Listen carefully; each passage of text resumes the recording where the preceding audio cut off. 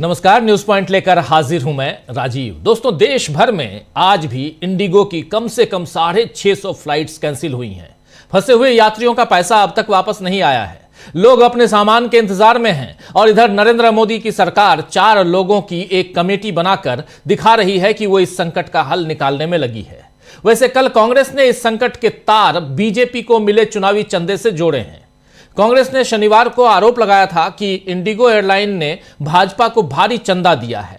कांग्रेस का कहना है कि इसी वजह से मोदी सरकार ने एविएशन सेक्टर में इंडिगो को वर्चुअल मोनोपोली यानी एकाधिकार दी है। इसका खामियाजा देश के नागरिक भुगत रहे हैं। कांग्रेस सांसद और प्रवक्ता शशिकांत सेंथिल ने बताया है कि चुनावी बॉन्ड की खरीद में के रिकॉर्ड बताते हैं कि इंडिगो की पेरेंट कंपनी इंटरग्लोब ने करीब 36 करोड़ रुपए के बॉन्ड खरीदे और वहीं इसके प्रमोटर राहुल भाटिया ने भी लगभग 20 करोड़ रुपए के बॉन्ड खरीदे और सेंथिल का दावा है कि इनमें से ज्यादातर बॉन्ड भाजपा ने भुनाए। आइए जरा सेंथिल को सुन लेते हैं। अंग्रेजी में उन्होंने कल प्रेस कॉन्फ्रेंस की थी, लेकिन इंपॉर्टेंट बात है, जरा सुन लीजिए। मतलब यही है कि किस ढंग से यहां इंडिगो से आप अगर पैसे लेते हैं तो इंडिगो की मनमानी चलेगी और आप सुनते रहिए, सहते रहिए। इंडिगो के हिसाब से यानी एक एयरलाइन की मोनोपोली के हिसाब से आप अपने नियम और कायदे बनाते और बदलते रहिए। यही चल रहा है। सुनिए जरा यहां सेंथिल को। So I really want to first make this point. This is a complete breakdown of the regulatory mechanism and complete irresponsibility by the government and DGCA to implement its own norms. So the crisis is not a natural breakdown. It is a fallout of the government, and the major reason which we have to understand is also how did this airline become the monopoly player in this system. They are around 60 to 65, they control around 60 to 65% of the market. Now, we have been always saying, the Congress party has always been saying, the idea of the current government to push for monopolies, to support monopolies or duopoly players is a disaster in waiting for this country. Because India is not a country which can bear these monopoly meltdowns or crisis or whatever you call. And we have been completely pointing out at this industry especially that it's not only in this airline, even in the airports, there is a monopoly being created for Adani. Now, the country is yet to see all a meltdown on those areas. So, the party also wants to highlight this continuous strength from this government to break market freedom and market equity and to push for some monopoly players just because they have been friends with them in some way or the other. Now, for example, if you take this group, especially Indigo, and there has been very clear reports, we have seen when the electoral bonds issue came and when there was a disclosure on what electoral bonds were bought by who, there was an Interglobe group which bought around 36 crore electoral bonds. And from this Interglobe group, the promoter of Indigo, Mr. Rahul Bhatia, has bought around 20 crore of electoral bonds. And this 20 crore of... तो सुन लिया आपने, राहुल भाटिया ने 20 करोड़ और InterGlobe जो company है Indigo की, उसने खरीदे 36 करोड़ रुपए और इसमें से मैक्सिमम पार्ट बीजेपी ने भुनाए हैं, यानी बीजेपी के खाते में गए हैं। अब इस आरोप का जवाब बीजेपी को देना चाहिए। वहीं राहुल गांधी ने सबसे पहले मोनोपोली के आरोप सरकार पर लगाए थे और आज नहीं बल्कि 2 साल पहले। उसके बाद लगातार राहुल गांधी इस मसले पर बात कर रहे हैं, मोनोपोली और डुओपोली की बात कर रहे हैं, जिस पर नागरिक उड्डयन मंत्री ने जवाब दिया है, एविएशन मिनिस्टर ने जवाब दिया है कि राहुल गांधी को समझना चाहिए कि जनता से जुड़ा हुआ मामला है और इसे राजनीति का मुद्दा नहीं बनाना चाहिए। सरकार उड्डयन क्षेत्र में प्रतिस्पर्धा यानी कंपटीशन बढ़ाने के लिए लगातार काम कर रही है। कहां क्या काम कर रही है वो तो जनता देख रही है। कमाल करती है दोस्तों बीजेपी। उसे राहुल गांधी के आरोपों पर ऐतराज है, लेकिन राहुल गांधी भी तो जनता की तकलीफ देखकर ही सवाल कर रहे हैं। क्या अब बीजेपी के लिए विपक्ष का सवाल करना भी राजनीति है? और अगर प्रतिस्पर्धा बढ़ाने के लिए बीजेपी काम कर रही है, कंपटीशन बढ़ाने के लिए बीजेपी काम कर रही है, तो वो जमीन पर नजर क्यों नहीं आता है? जमीन पर तो यह नजर आ रहा है कि कैसे आज से 5 साल 7 साल 10 साल पहले प्राइवेट एविएशन जो कंपनियां थी वो कितनी थी आप याद कीजिए। गो एयर, किंगफिशर और बहुत सारी जेट एयरवेज, उसके बाद आप ये इंडिगो भी उसी जमाने में, तो ऐसे बहुत सारी एजेंसियां थी, अलग अलग एविएशन कंपनियां थी जो धीरे धीरे धीरे धीरे खत्म हो गई। एयर एशिया यहीं पर थी, space jet space spice jet, माफी चाहूंगा, स्पाइस जेट, ऐसे बहुत, कहां हैं वो? अब तो सिर्फ दो हैं, एक इंडिगो और दूसरी एयर इंडिया जो टाटा के पास है।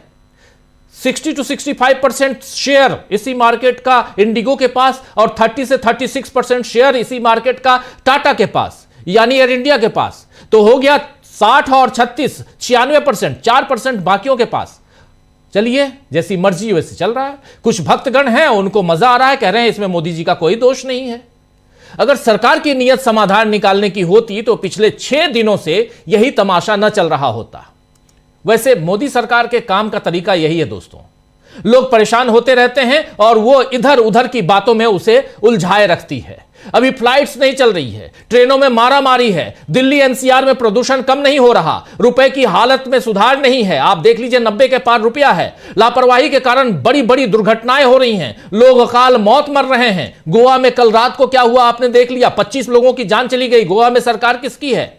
अगर किसी और की सरकार होती तो अब तक अफरा तफरी का आलम रहता, तो तमाम टेलीविजन चैनल्स उसी के बारे में खबर दिखाते रहते। लेकिन सुबह से लेकर अभी तक आपने कितनी खबरें देख ली गोवा में जो हुआ है। लेकिन सरकार इस समय पाकिस्तान के सामने खुद को मजबूत दिखाकर घमंड कर रही है। यहां की जब बात हो सीधे पाकिस्तान की बात करो, और वो भी मामला, वहां से भी मामला ना समझे तो नेहरू पे चले आओ। लेकिन पाकिस्तान के सामने खुद को मजबूत दिखाकर घमंड आखिर क्यों दिखा रहे हैं? क्यों मैं ये बात कर रहा हूं? दरअसल आज ही देश के डिफेंस मिनिस्टर, रक्षा मंत्री राजनाथ सिंह ने लेह में बॉर्डर रोड्स ऑर्गेनाइजेशन यानी बीआरओ के कार्यक्रम में कहा है कि ऑपरेशन सिंदूर के दौरान भारतीय सेना अभी बहुत कुछ कर सकती थी, लेकिन उन्होंने संयम और धीरज दिखाया। किसने रोका था? आपके टेलीविजन चैनल्स ने तो कह दिया था कि लाहौर इस्लामाबाद सब हम जीत चुके हैं, सुबह चाय पिएंगे लाहौर में और नाश्ता करेंगे इस्लामाबाद में। ऑपरेशन सिंदूर के दौरान पूरी दुनिया ने देखा कि हमारी सेनाओं ने आतंकियों के साथ क्या किया, यह कह रहे हैं राजनाथ सिंह। बहुत अच्छी बात है, हम चाहते तो हम भी बहुत कुछ कर सकते थे, लेकिन हमारी सेना ने न सिर्फ बहादुरी दिखाई बल्कि संयम भी बरता। उन्होंने सिर्फ उतने ही हमले किए जितना जरूरी था। बहुत अच्छी बात है, जान माल की क्षति नहीं हुई, आपने इसका ख्याल रखा, हमारी सेना ने ख्याल रखा, सल्यूट है हमारी सेना को। लेकिन राजनाथ सिंह जी, बात यह है कि यहां जो लोग परेशान हो रहे हैं एयरपोर्ट्स पे, जो लोग परेशान हो रहे हैं अभी कुछ दिन पहले बिहार जाने वाली ट्रेनों में जब छठ का समय था, उनके लिए तो आपने ट्रेनें नहीं चलवाई, लेकिन वोट देने के लिए आपने 6-6 गाड़ियां चलवा दी स्पेशल। राजनाथ सिंह को सुनिए राजनाथ सिंह को। अभी कुछ ही महीने पहले हमने देखा जब पहलगाम के दुर्दांत आतंकी हमले का जवाब देते हुए हमारी आर्म फोर्सेस ने ऑपरेशन सिंदूर को प्रभावी तरीके से अंजाम दिया, तो आतंकियों का क्या हश्र किया ये दुनिया जानती है। वैसे करने को तो हम बहुत कुछ कर सकते थे, लेकिन हमारी सेनाओं ने पराक्रम के साथ साथ धैर्य का भी परिचय देते हुए उतना ही किया जितना कि आवश्यक था। इतना बड़ा ऑपरेशन इसलिए संभव हो पाया क्योंकि हमारी कनेक्टिविटी स्ट्रांग थी। हमारी आर्म्ड फोर्सेस के पास सही समय पर लॉजिस्टिक्स को पहुंचाया जा सका।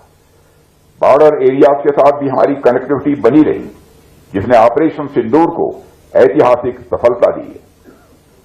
साथियों, ऑपरेशन सिंदूर के दौरान हमारी आर्म्ड फोर्सेज और सिविल एडमिनिस्ट्रेशन के साथ बॉर्डर एरियाज के नागरिकों। तो सुन लिया आपने यहां पर जो कह रहे हैं राजनाथ सिंह साहब। बिहार चुनाव तो निपट चुका है, फिर अचानक ऑपरेशन सिंदूर का जिक्र छेड़ने का मतलब फिर से जनता का ध्यान भटकाना है। क्लियर है यहां पे। रहा सवाल संयम का, तो मोदी सरकार से पूछा जाना चाहिए कि क्या वो यकीन के साथ कह सकती है कि 26 लोगों की निर्मम हत्या के बाद उनके परिजनों को उसने इंसाफ दिला दिया ऑपरेशन सिंदूर से? अगर नहीं तो फिर इस संयम को बरतने की राजनीति क्या है? क्या ट्रंप के दबाव में सरकार ने ऑपरेशन सिंदूर नहीं रोका था? क्योंकि अब तक ट्रंप यही दावा कर रहे हैं, एक नहीं बल्कि 56 बार।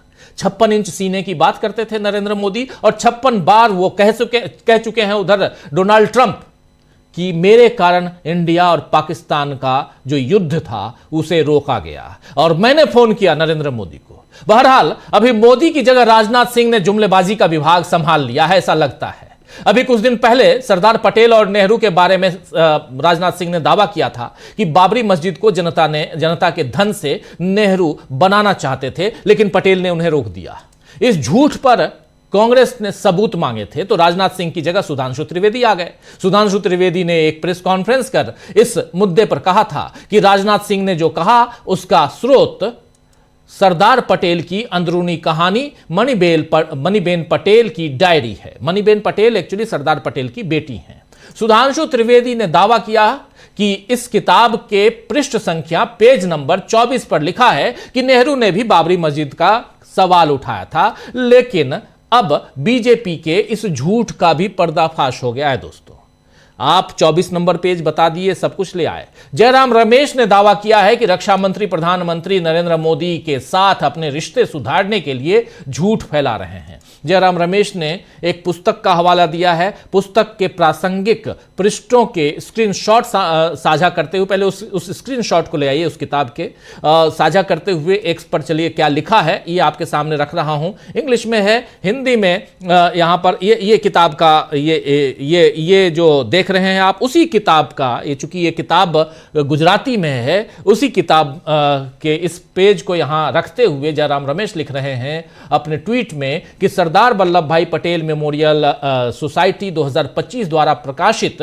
CA-RS पटेल की किताब, CA हैं RS पटेल की किताब पुस्तक समर्पित पदछायो सरदारनो समर्पित पदछायो सरदारनो में पृष्ठ संख्या 212-213 पर गुजराती में मणिबेन पटेल की मूल डायरी प्रविष्टि यहां दी गई है। अभी जो आप देख रहे थे उसको ले आइए जरा, उस किताब के उस मूल, ये जो किताब है समर्पित पदछायो सरदारनो, ये जो किताब है इसके 212 नंबर 213 नंबर में ये उनकी ही ये उनके उससे लिखा हुआ गुजराती में मणिबेन की मूल डायरी की को यहां लिया गया है, मेन जो डायरी है, और उसमें जो कहा गया, जो कुछ कहा गया है, जो राजनाथ सिंह और उनके साथी प्रचारित कर रहे हैं, उनमें बहुत बड़ा अंतर है।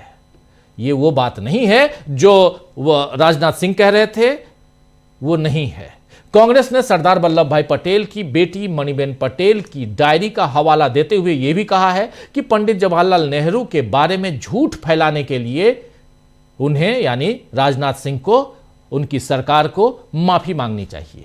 खैर, बीजेपी दोस्तों, आप जानते हैं बीजेपी तो झूठ फैलाने पर माफी मांगने अगर बैठ जाए तो उसे न जाने कितने साल इसी काम में लग जाएंगे, क्योंकि नेहरू जी या उनके परिवार या कांग्रेस या संविधान या इतिहास, इन सब को लेकर कहे गए झूठों की एक लंबी फहरिस्त है, एक लंबी लिस्ट है, और हर दिन इसमें इजाफा होता ही जा रहा है। तो आप कितने दिन तक इस झूठ पे माफी मांगेंगे? लेकिन झूठ के पांव नहीं होते, यह भी कहा जाता है, और वो एक ना एक दिन धराशायी हो ही जाता है। यही हो रहा है, सामने प्रमाण है, सामने प्रमाण है। बहुत कुछ है दोस्तों आज इस चर्चा में, बहुत कुछ है। आइए चर्चा की शुरुआत करते हैं, और सवाल ये कि क्या अब बीजेपी के धराशायी होने यानी पस्त होने के दिन आ गए हैं?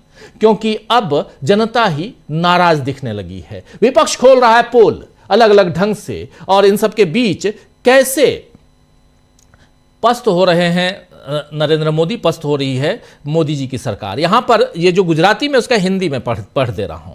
यहां कह रही हैं, लिख रही हैं, मैं तो मानता था, यहां लिखा हुआ है यहां पर, मुझे पता था कि सोमनाथ लेने से पहले उन्होंने जूनागढ़ लिया था। सरदार पटेल की बात यहां लिखी जा रही है। मुझे पता था सोमनाथ लेने से पहले उन्होंने जूनागढ़ लिया था, फिर उन्होंने जूनागढ़ सरकार से जमीन ली और एक ट्रस्ट बनाकर 30 लाख रुपए जमा किए। मैंने मुंशी और पंडित जी को पत्र लिखा, पंडित जी मतलब पंडित जवाहरलाल नेहरू, पत्र लिखा कि सरकार इस पर पैसा खर्च न करे, हम एक धर्मनिरपेक्ष राज्य हैं। मैंने मुंशी जी को पत्र लिखकर कहा कि अगर वे इसे लिखेंगे तो ये एक ट्रस्ट होगा जिसके अध्यक्ष जज साहब होंगे और आप सदस्य होंगे और वो सरकार से कोई पैसा नहीं लेंगे, तब वे चुप रहे। लेकिन ये सवाल मथुरा, बनारस और कलकत्ता में उठाया गया। ये बात यहां लिखी जा रही है जो यहां है, और इसके आगे भी है। ये 2 पन्नों में है पूरा का पूरा एक संदर्भ, एक छोटा सा एक हिस्सा आपके सामने हम रख रहे हैं, जिसको यहां पर लाकर जयराम रमेश ने रखा है। लेकिन बात यहां यह है कि आखिर झूठ क्यों फैलाया जा रहा है, झूठ आखिर इस वक्त क्यों? आप कभी पाकिस्तान, कभी आप जवाहरलाल नेहरू का नाम लेने लगते हैं। नेहरू, गांधी,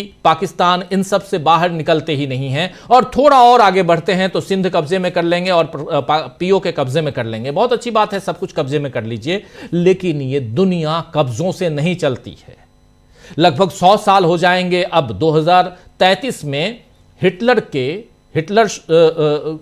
के शासन की शुरुआत 1933 में हुई थी जर्मनी में। 1933 से 1945 का दौर सबने देखा है। उस दौर में जीने वाले लोग अगर नहीं देखा है तो हम आप जैसे लोग जो उस दौर में पैदा नहीं हुए थे, कम से कम हम लोगों ने पढ़ी हैं किताबें, तो उस दौर को जानते हैं। 100 साल हो जाएंगे, लेकिन 100 साल बाद भी क्या हम उसी दौर में जी रहे हैं? यहां तो यही दिखाई देता है। जब सड़कों पे, जब बाजारों में, जब रेलों में यानी ट्रेनों में, आप जब बसों में या हवाई जहाज में कहीं भी आप सुरक्षित नहीं हैं, कहीं भी आपकी कोई सुनने वाला नहीं है, तो फिर सरकार कर क्या रही है? जब आप सवाल करेंगे तो पाकिस्तान की बात करेगी। आखिर क्यों? जब आप सवाल करेंगे तब वो नेहरू को लेके आ जाएगी। आखिर क्यों?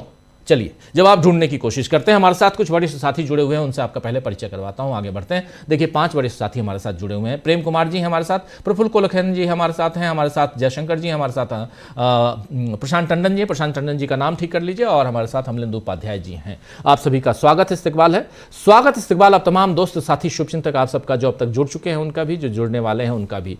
रविवार का दिन है, ठंड कहीं ज़्यादा है कहीं कम है, और दिल्ली एनसीआर में अगर आप रहते हैं तो ठंड के साथ साथ आप सांस जो ले रहे हैं उसमें भी आपको अलग तरह की खुशबू नज़र आती होगी। खुशबू ही बोलूँगा क्योंकि रहते रहते वही बदबू भी खुशबू में तब्दील करना ही पड़ता है, जी रहे हैं। और इन सब के बीच गर्मा गर्म खबरें हैं, उन खबरों में आते हैं, गर्माहट थोड़ा और घोलने की कोशिश करते हैं। प्रेम कुमार जी, आप तो इधर उधर नहीं जा रहे थे पिछले दिनों, आपकी फ्लाइट तो कैंसिल नहीं हुई? अनम्यूट कर लीजिए प्रेम कुमार जी। जी जी जी जी ठीक है। यहीं दिल्ली में हूँ, कहीं आना जाना नहीं। मैं तो रूसी राष्ट्रपति पुतिन के आगमन पर जो वेलकम हुआ है फ्लाइट्स के जरिए, आसमानी जो बारिश हुई है एक तरह से फूलों की, वही है, उसी को देख रहा था। पूरा देश देख रहा था, दुनिया देख रहा था कि एक तरफ राष्ट्रपति पुतिन आए थे, दुनिया की महाशक्ति, और दूसरी तरफ उनके रहते हुए इस देश में जो इंडिगो फ्लाइट्स के जरिए जो कुछ हुआ वो सब देखा, सबने देखा। मुझे तो लगता है जैसे डोनाल्ड ट्रंप जब आए थे, अब बात शुरू हो गई है राजीव जी, मैंने अपनी बात शुरू कर दी है। जी जी प्लीज प्लीज। डोनाल्ड ट्रंप जब आए थे तो कई लोगों को ये था कि नमस्ते ट्रंप को डिस्टर्ब करने के लिए दिल्ली दंगा की साजिश रची गई। भाई अभी भी गिरफ्तार लोगों का ट्रायल तक नहीं हुआ है, जेल में हैं युवा लोग। लेकिन इस बार तो समझ में नहीं आ रहा ये साजिश किसने की।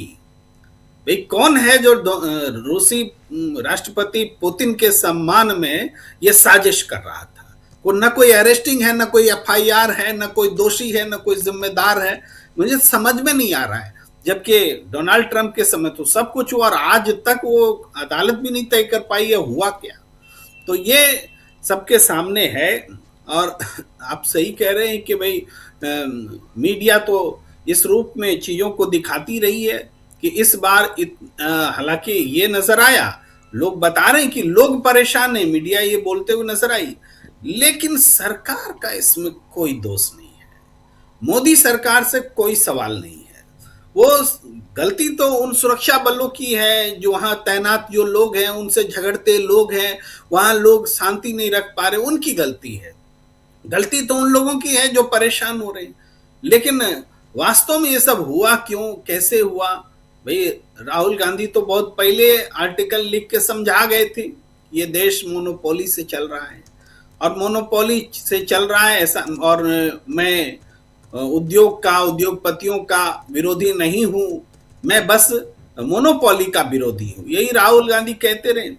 मोनोपोली का विरोधी क्यों हूं, ये उत्तर जो है वक्त ने दे दिया है। राहुल गांधी के विरोध का उत्तर वक्त ने दिया है, मोदी सरकार ने दे दिया है कि देखो इसलिए मोनोपोली का विरोध होना चाहिए, क्योंकि जो यही एविएशन सरकार के भी पास हुआ करता था।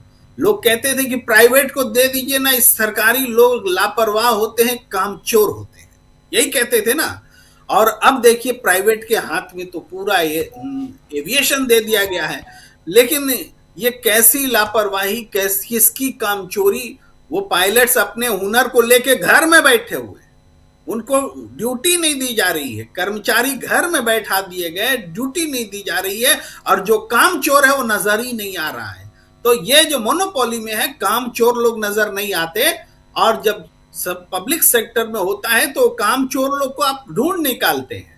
तो वास्तव में कामचोर और कामचोरी, इसको भी समझने की जरूरत है। ये वक्त ने भी लोगों को समझाया है। अब थ्योरेटिकली हम लोग पढ़ते रहे, बताते रहे, सुनते रहे, लेकिन अब प्रैक्टिकली इसी कैपिटलिज्म ने, इसी मोनोपोलिज्म ने बता दिया है कि एकाधिकारवादी प्रवृत्ति के अंजाम आम जनता को ही भुगतने पड़ते हैं।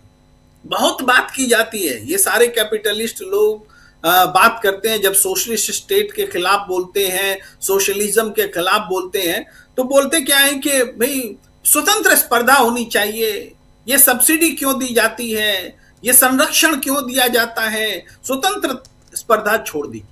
क्या एविएशन में स्वतंत्र स्पर्धा बची है? अगर स्वतंत्र स्पर्धा बची होती तो आज ये दिन देखने होते। मोनोपोलिज्म स्वतंत्र स्पर्धा की सबसे बड़ी दुश्मन है। प्राइवेटाइजेशन स्वतंत्र स्पर्धा की सबसे बड़ी दुश्मन है। सरकार कुछ किसी सेक्टर में कुछ इसलिए संरक्षण दे देती है कि मल्टीनेशनल जायंट से अपने देश के उद्योगों को बचाया जा सके, और ऐसा दुनिया के हर देश करते हैं। लेकिन हमारे देश में तथाकथित अर्थशास्त्री और विद्वान इसको संरक्षणवाद बताते हैं, इसको नेहरूवाद बता करके विरोध करते हैं। अरे नेहरूवाद को अगर मान रहे होते हैं तो आज ये दिन देखने न पड़ते राजीव जी, ये दिन देखने न पड़ते। भाई राजीव गांधी के समय में भी ये बाजार खुला, नरसिम्हा राव के समय में भी खुला, मनमोहन सिंह के भी समय में खुला, आलोचनाएं वहां भी हैं। लेकिन इस कदर ये मोनोपोलिज्म आएगा, इस तरह देश की अर्थव्यवस्था की रीढ़ तोड़ी जाएगी, वो भी जनता के कथित सहयोग से, जनता का कथित समर्थन लेके। जनता आपको कुर्सी पर बिठाती है, ये एकाधिकारवादी प्रवृत्ति के लिए नहीं, कुछ उद्योगपतियों के लिए फायदे के लिए आपको शक्ति नहीं दी गई है, आपको जनता के काम करने के लिए शक्ति दी गई है। लेकिन ऐसा लगता है कि पूरे देश की अर्थव्यवस्था को, अर्थनीति को जन विरोधी बता करके कुछ लोगों के लिए परोस दिया गया है, और जनता भुगतती है तो भुगते, कोई जिम्मेदारी नहीं, कोई इस पर ये जवाबदेही नहीं।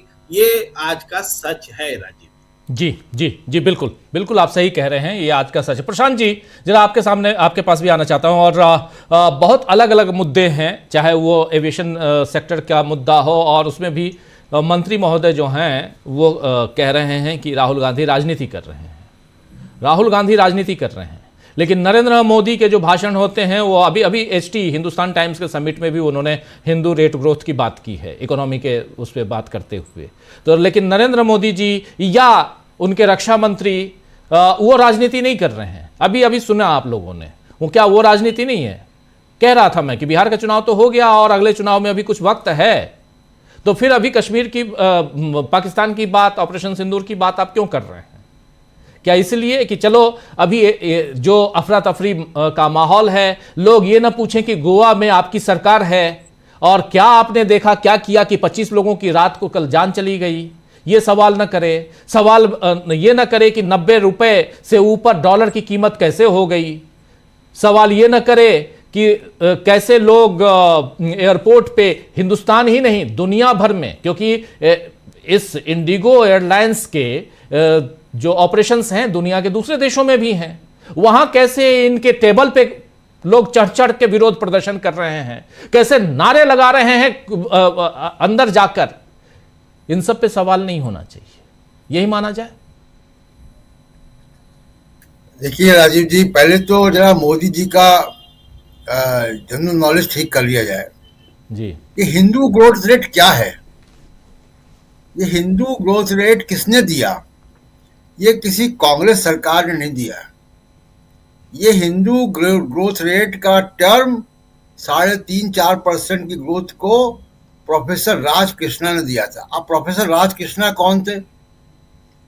प्रोफेसर राज कृष्णा को जनता पार्टी सरकार ने 78 और 80 के बीच में प्लानिंग कमीशन का मेंबर बनाया था।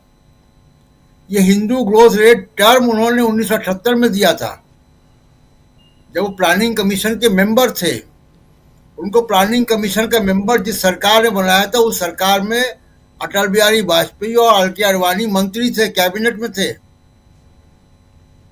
तो इसका कांग्रेस से कोई मतलब नहीं, बल्कि वो हिंदू ग्रोथ रेट कांग्रेस की सरकारों की आर्थिक नीतियों के खिलाफ एक बयान आया था। अब जरा बात करते हैं जो इंडिगो का हो रहा है मामला। लेकिन मैं सोच रहा था राजीव जी कि ये कैसे हुआ कि एक इंडिगो, एक एयरलाइंस कंपनी को मार्केट की 65% मार्केट शेयर उसका मोनोपोली है लगभग, और वो सरकार को ब्लैकमेल कर रही है हजारों लाखों यात्रियों को भीड़ में एयरपोर्ट पे जमा करके, और सरकार ब्लैकमेल हो भी गई। सरकार जो योजना 2024 जनवरी में लाई थी, वो योजना उसने लागू नहीं की और बच गई। तो ये कैसे हुआ? तो अब मामला सामने आया कि वो चंदा दो धंधा दो वाले सिस्टम में थे। चंदा दो धंधा करो, बिल्कुल। तो चंदा उन्होंने दिया इलेक्टोरल बॉन्ड में, जिसको बीजेपी ने उठाया और आंखें बंद कर ली। आप सोचिए कि कोई छोटी सी स्कीम भी सरकार अगर लाती है, मान लीजिए कि हेलमेट या सीट बेल्ट को लगाने का एक कानून आता है, तो पुलिस वाले खड़े होते हैं चेक करने के लिए कि भाई हेलमेट पहना कि नहीं पहना। जनवरी 2024 में आप एक स्कीम ले आए, तो ये मंत्रालय और डीजीसीए क्या कर रहा था कि कितना पालन हुआ कितना नहीं हुआ, कोई उसकी मॉनिटरिंग, कोई उसको नोटिस, कोई शो कॉज, कुछ नहीं है। और अचानक एयरपोर्ट पे कियास हो जाता है, और उसको कॉस्ट कटिंग करनी थी। जाहिर सी बात है कि पायलट को अगर 36 घंटे की जगह 48 घंटे का रेस्ट दिया जाएगा, तो पायलट की संख्या बढ़ानी पड़ेगी। पायलट की संख्या बढ़ानी पड़ेगी तो खर्चा आएगा। उस खर्चे से बचने के लिए उसने सरकार को ब्लैकमेल किया, और सरकार ब्लैकमेल हो गई। ये चंदा दो धंधा करो का सिस्टम है जो इस देश में चल रहा था। और दूसरी तरफ जो राहुल गांधी बात कह रहे हैं, उसमें एक और सेक्टर है। अभी हर सेक्टर में आप देखिए, मोबाइल टेलीफोनी में क्या हो रहा है। जियो और एयरटेल की मोनोपोली है 75% मार्केट में। 75% हिंदुस्तानी के पास जो मोबाइल फोन है, वो या जियो का है या एयरटेल का है। सारे प्लेयर धीमे धीमे करके गायब हो गए। ऐसी एयरलाइंस में हुआ कि सारे प्लेयर धीमे धीमे करके गायब हो गए। स्पाइस जेट बहुत छोटी हो गई, गो बंद हो गई, तमाम और कंपनियां बंद हो गई। विजय माल्या तो भागी गए। एयर इंडिया, इंडियन एयरलाइंस को सरकार ने बंद किया। और पब्लिक सेक्टर की अगर एयरलाइंस सरकार के पास होती, तो हवाई जहाज लीज में लेकर ये ट्रैफिक को क्लियर करते। लेकिन सरकार केवल और केवल तमाशा देख सकती है, और हर जगह ये आपको दिखाई दे रहा है। अभी आप गोवा की बात कर रहे थे, 25 लोगों की जान चली गई। कोई मुझे बताए कि भाई एक बड़े रेस्टोरेंट का किचन बेसमेंट में कैसे चल रहा था, उसको फायर सेफ्टी कैसे थी। ये बड़ी कॉमन सी बात है कि बेसमेंट में भागने की, इमरजेंसी में भागने के रास्ते कम होंगे। बेसमेंट है, उसमें हवा का वो कम होगा, आवागमन। बेसमेंट है, वेंटिलेशन नहीं होगा, आग लगेगी तो फंस जाएंगे लोग। और आप देखिए कि ज्यादातर लोग जो मरे हैं वो जल के नहीं मरे हैं, वो सफोकेशन से मरे हैं। तो ये जो चंदा और धंधा का जो सिस्टम है ना, ये अब लोगों की जान ले रहा है। ये अब लोगों को परेशान कर रहा है कि जो कितने लोग होंगे जो अपने परिवारों की इमरजेंसी में गए होंगे, मैं बार बार इस बात को कह रहा हूँ, कितने लोग होंगे जो अपने एग्जाम देने जा रहे होंगे, जिनका एग्जाम छूट गया होगा। एक फ्लाइट, कभी कभी एक यात्रा आपके जीवन को हमेशा के लिए बदल देती है। कि किसी नौकरी के इंटरव्यू में जा रहे हो, आप नहीं पहुंच पाए और आपके हाथ से वो मौका निकल गया, उसके बाद वो लंबे समय तक आपके जीवन को प्रभावित करता है वो हादसा। तो चंदा और धंधा जो है वो किस तरीके से लोगों को प्रभावित कर रहा है, और ये तमाम सेक्टर है। मीडिया का जिक्र लीजिए, मीडिया में भी यही है। दो लोग हैं, इस तरीके से एनडीटीवी को बेचने लायक बनाया गया और बिकवा दिया गया अडानी जी को। ये और इसी वजह से मीडिया की मोनोपोली है और मीडिया में ये हाल है। तो ये डुओपोली जो है, दो की सरकार, दो की पार्टी, दो एयरलाइंस, दो मोबाइल कंपनियां, ये जो दो का जो चल रहा है मामला इस देश में, ये अब लोगों की जानें ले रहा है। ये लोगों का जीवन जो है प्रभावित कर रहा है, और ये जनता को भी सोचना है।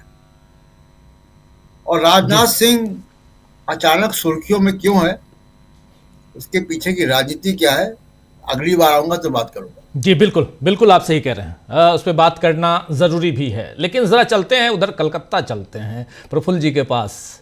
और प्रफुल्ल जी, आज तो भागवत गीता का पाठ हो रहा था, और धीरेन्द्र शास्त्री ही नाम है ना, वो एक बाबा है मध्य प्रदेश वाला, वो भी थे वहाँ।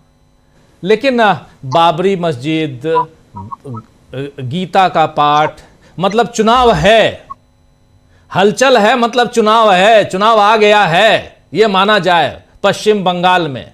और इसीलिए इधर पाकिस्तान का जिक्र भी आ रहा है, ये माना जाए। फिर अगर राजनाथ बाबू की बात करें तो राजनाथ सिंह की, ये इसीलिए शायद उनको अब ऑपरेशन सिंदूर भी नजर आने लगा है। जल्दी जल्दी चुनाव बनाना है, ये माना जाए। लेकिन जल्दी चुनाव बनाना है तो फिर ये लोग जो परेशान हो रहे हैं, और सिर्फ एविएशन सेक्टर की बात नहीं कर रहा हूं, बात अगर आप ट्रेन की करें तो वहां भी वही हाल है। अभी कुछ दिनों में देखिए फॉग के कारण क्या हालत होगी। तो ओवरऑल जो अभी हम जो सिनेरियो देख रहे हैं, जो परिदृश्य हमारे सामने है, उस पर आपकी टिप्पणी। नमस्कार सभी को। देखिए सर, आसमान तो खाली करवा लिया गया, क्योंकि हाथ में गीता था, गीता लेके तो पुतिन चले गए, अब पाठ बच गया यहाँ। तो पश्चिम बंगाल की राजनीति को ये खंगाल रहे हैं। बिहार विजय तो इन्होंने कर लिया, SIR का मामला है, और यहाँ की राजनीति इस बार थोड़ी जटिल होती जा रही है। पिछली बार तो 27% वोट शेयर के उछाल के साथ ही 38 पर आ गए थे। इस बार नया पेंच लगाया है। ये जो हुमायूं कबीर नाम के जो उनके नेता हैं, तृणमूल के नेता थे, असल में ये ग्लोबल लीडर हैं और कई जगह पर हैं। कांग्रेस में भी थे, भाजपा में भी थे, तृणमूल में भी थे, घूमते रहते हैं। तो ये वहाँ थे, और यहाँ अभी इनका AIMIM से भी बात हो गई, ओवैसी साहब से भी बात हो गई है, ऐसा वो कहते हुए सुने गए। अब यहाँ उन्होंने कार सेवा शुरू कर दी है बाबरी मस्जिद की। मुस्लिम धर्मगुरु बता रहे हैं उनको कि देखिए, आप मस्जिद बनाना है बनाइए, किसने रोका है, और मुर्शिदाबाद में जरूरी बनाइए, लेकिन बाबरी मस्जिद बनाइएगा, उसकी रेप्लिका बनाइएगा। नकल की अनुमति तो इस्लाम में वैसे भी नहीं है, क्योंकि वहां अभिनय भी हराम है। तो नकल न कीजिए, आप असली कोई मस्जिद बनाइए। लेकिन इनका मामला है ये कि ये राजनीति के मामले को गरमाना चाहते हैं। अब गरमाना चाहते हैं तो इन्होंने उसका दे दिया, अब इस पर चल रहे। अब उन्होंने ऐलान कर दिया कि वो अकेले लड़ेंगे, और भारतीय जनता पार्टी से भी लड़ेंगे, और तृणमूल से भी लड़ेंगे, और साथ में MIM रहेंगे। तो अब कुछ लोग हैं, पहले आपके यहाँ शायद हम लोग ने यहाँ पर इस चैनल पर ही बात की थी कि बंगाल की राजनीति में जो अल्पसंख्यक वोट है, उसमें जो बिहारी तबका है, जो बिहारी खित्ता है यानी हिंदी भाषी खित्ता है या गैर बंगाली खित्ता जो भी कहें, वह पश्चिम बंगाल में ममता बनर्जी के साथ है अटूट रूप से, इसमें कोई दो मत नहीं है। लेकिन जो बंगाली मुसलमान हैं और उनके साथ थोड़ी सी दुविधा कभी कभार इधर उधर उत्पन्न हो जाती है और इनके उसको लेकर के हमेशा खेल होता रहता है, चाहे वो मतुआ समाज हो, चाहे वो सदुकुल्ला हो, ये इस तरह के कई नेता लोग हैं। अब इस बात को देखिए, मैंने तो ये कहा था 3-4 दिन पहले या उससे पहले से 1-2 बार मैंने कहीं कहीं चर्चा की है। अब आज मैं सुन रहा था कि ये बोल रहे थे हुमायूं कबीर बाबी हकीम बाबी के बारे में, जो यहाँ मंत्री भी हैं, फरहाद हकीम नाम उनका, खिदीपुर के हैं, तो वो उनके बारे में कह रहे थे कि वो तो हिंदू है कि मुसलमान है कि क्या है उसका पता नहीं है। तो एकदम ये जो शैली है ये मतलब डिठट भारतीय जनता पार्टी की शैली है, क्योंकि हिंदुओं के हिंदू होने पर उन्हें ही शक होता है। तो ये जो है उसके वह होने पर शक होना, ये भारतीय जनता पार्टी का पेटेंट है। और आज ये इसका इस्तेमाल कर रहे थे कि फरहाद हकीम जो है वो ये है, क्या उसको बोलते हैं, मुसलमान है कि नहीं है, क्या है पता नहीं। तो ये अस्थिरता करना चाहते हैं ऐसे वातावरण में, जबकि बॉर्डर से लगा हुआ इलाका है। आप जानते हैं बंगाल प्रेसिडेंसी के इतिहास के बारे में भी नहीं जाऊंगा, लेकिन बॉर्डर से सटा हुआ इलाका है। घुसपैठिए की बात ये लगातार कर चुके हैं और घुसपैठिए अब यहाँ इन्हें राष्ट्रवादी दिख रहे हैं।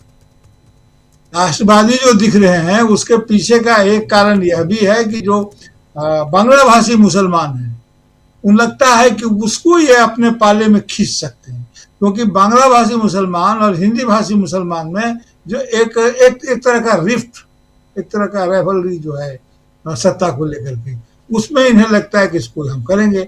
और उत्तर बंगाल की राजनीति पर इनका असर हो रहा है। तो अब इधर मस्जिद बनेगी और इधर गीता पाठ कर रहे हैं। पश्चिम बंगाल में खास करके कलकत्ता में तो धार्मिक आयोजन होते ही रहते हैं, ये इनकी धारणा है। वामपंथ के जमाने में तो और बेसी होते थे।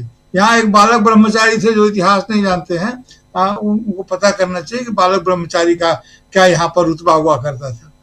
यहाँ सोदपुर में एक जगह है, उनके देहांत के बाद कई महीनों तक, 1-1.5 महीना तक उनकी लाश को हम लोगों ने हाथ नहीं लगाया कि बाबा फिर से जिंदा हो जाएंगे।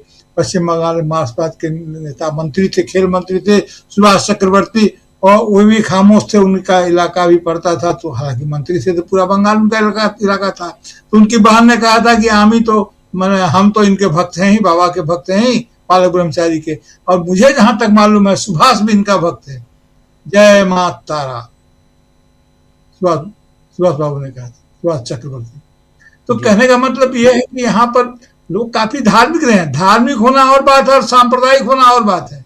संप्रदायवाद के जितने घाव को पश्चिम बंगाल ने झेला है, देश के कम राज्यों ने झेला है, सिर्फ पंजाब के सामने यहाँ के लोग थोड़ा सिर झुकाते हैं कि उसने भी संप्रदायवाद को झेला है।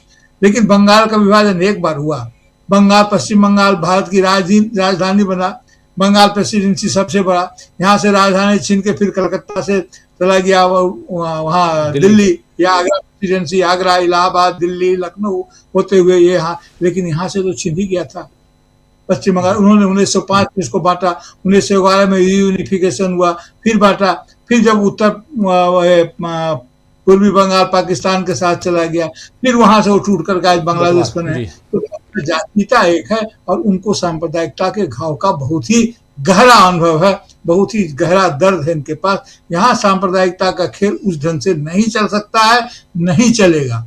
और इस बात को ये महसूस करें, और जिस दंगे को फैलाने की कोशिश कर रहे हैं वह नहीं होगा। आज जिस वंदे मातरम को लेकर के कल बहस होगी, उसकी सरजमीन पश्चिम बंगाल है, उसकी सरजमीन यही लिखा गया था वह उपन्यास, और वह गीत लिखा गया था 1896 में। रविन्द्रनाथ टैगोर ने उसे कांग्रेस के अधिवेशन में गाया था, शायद उनके निधन के बाद, जब कांग्रेस का अधिवेशन हुआ था बंकिम चंद्र जी के निधन के बाद।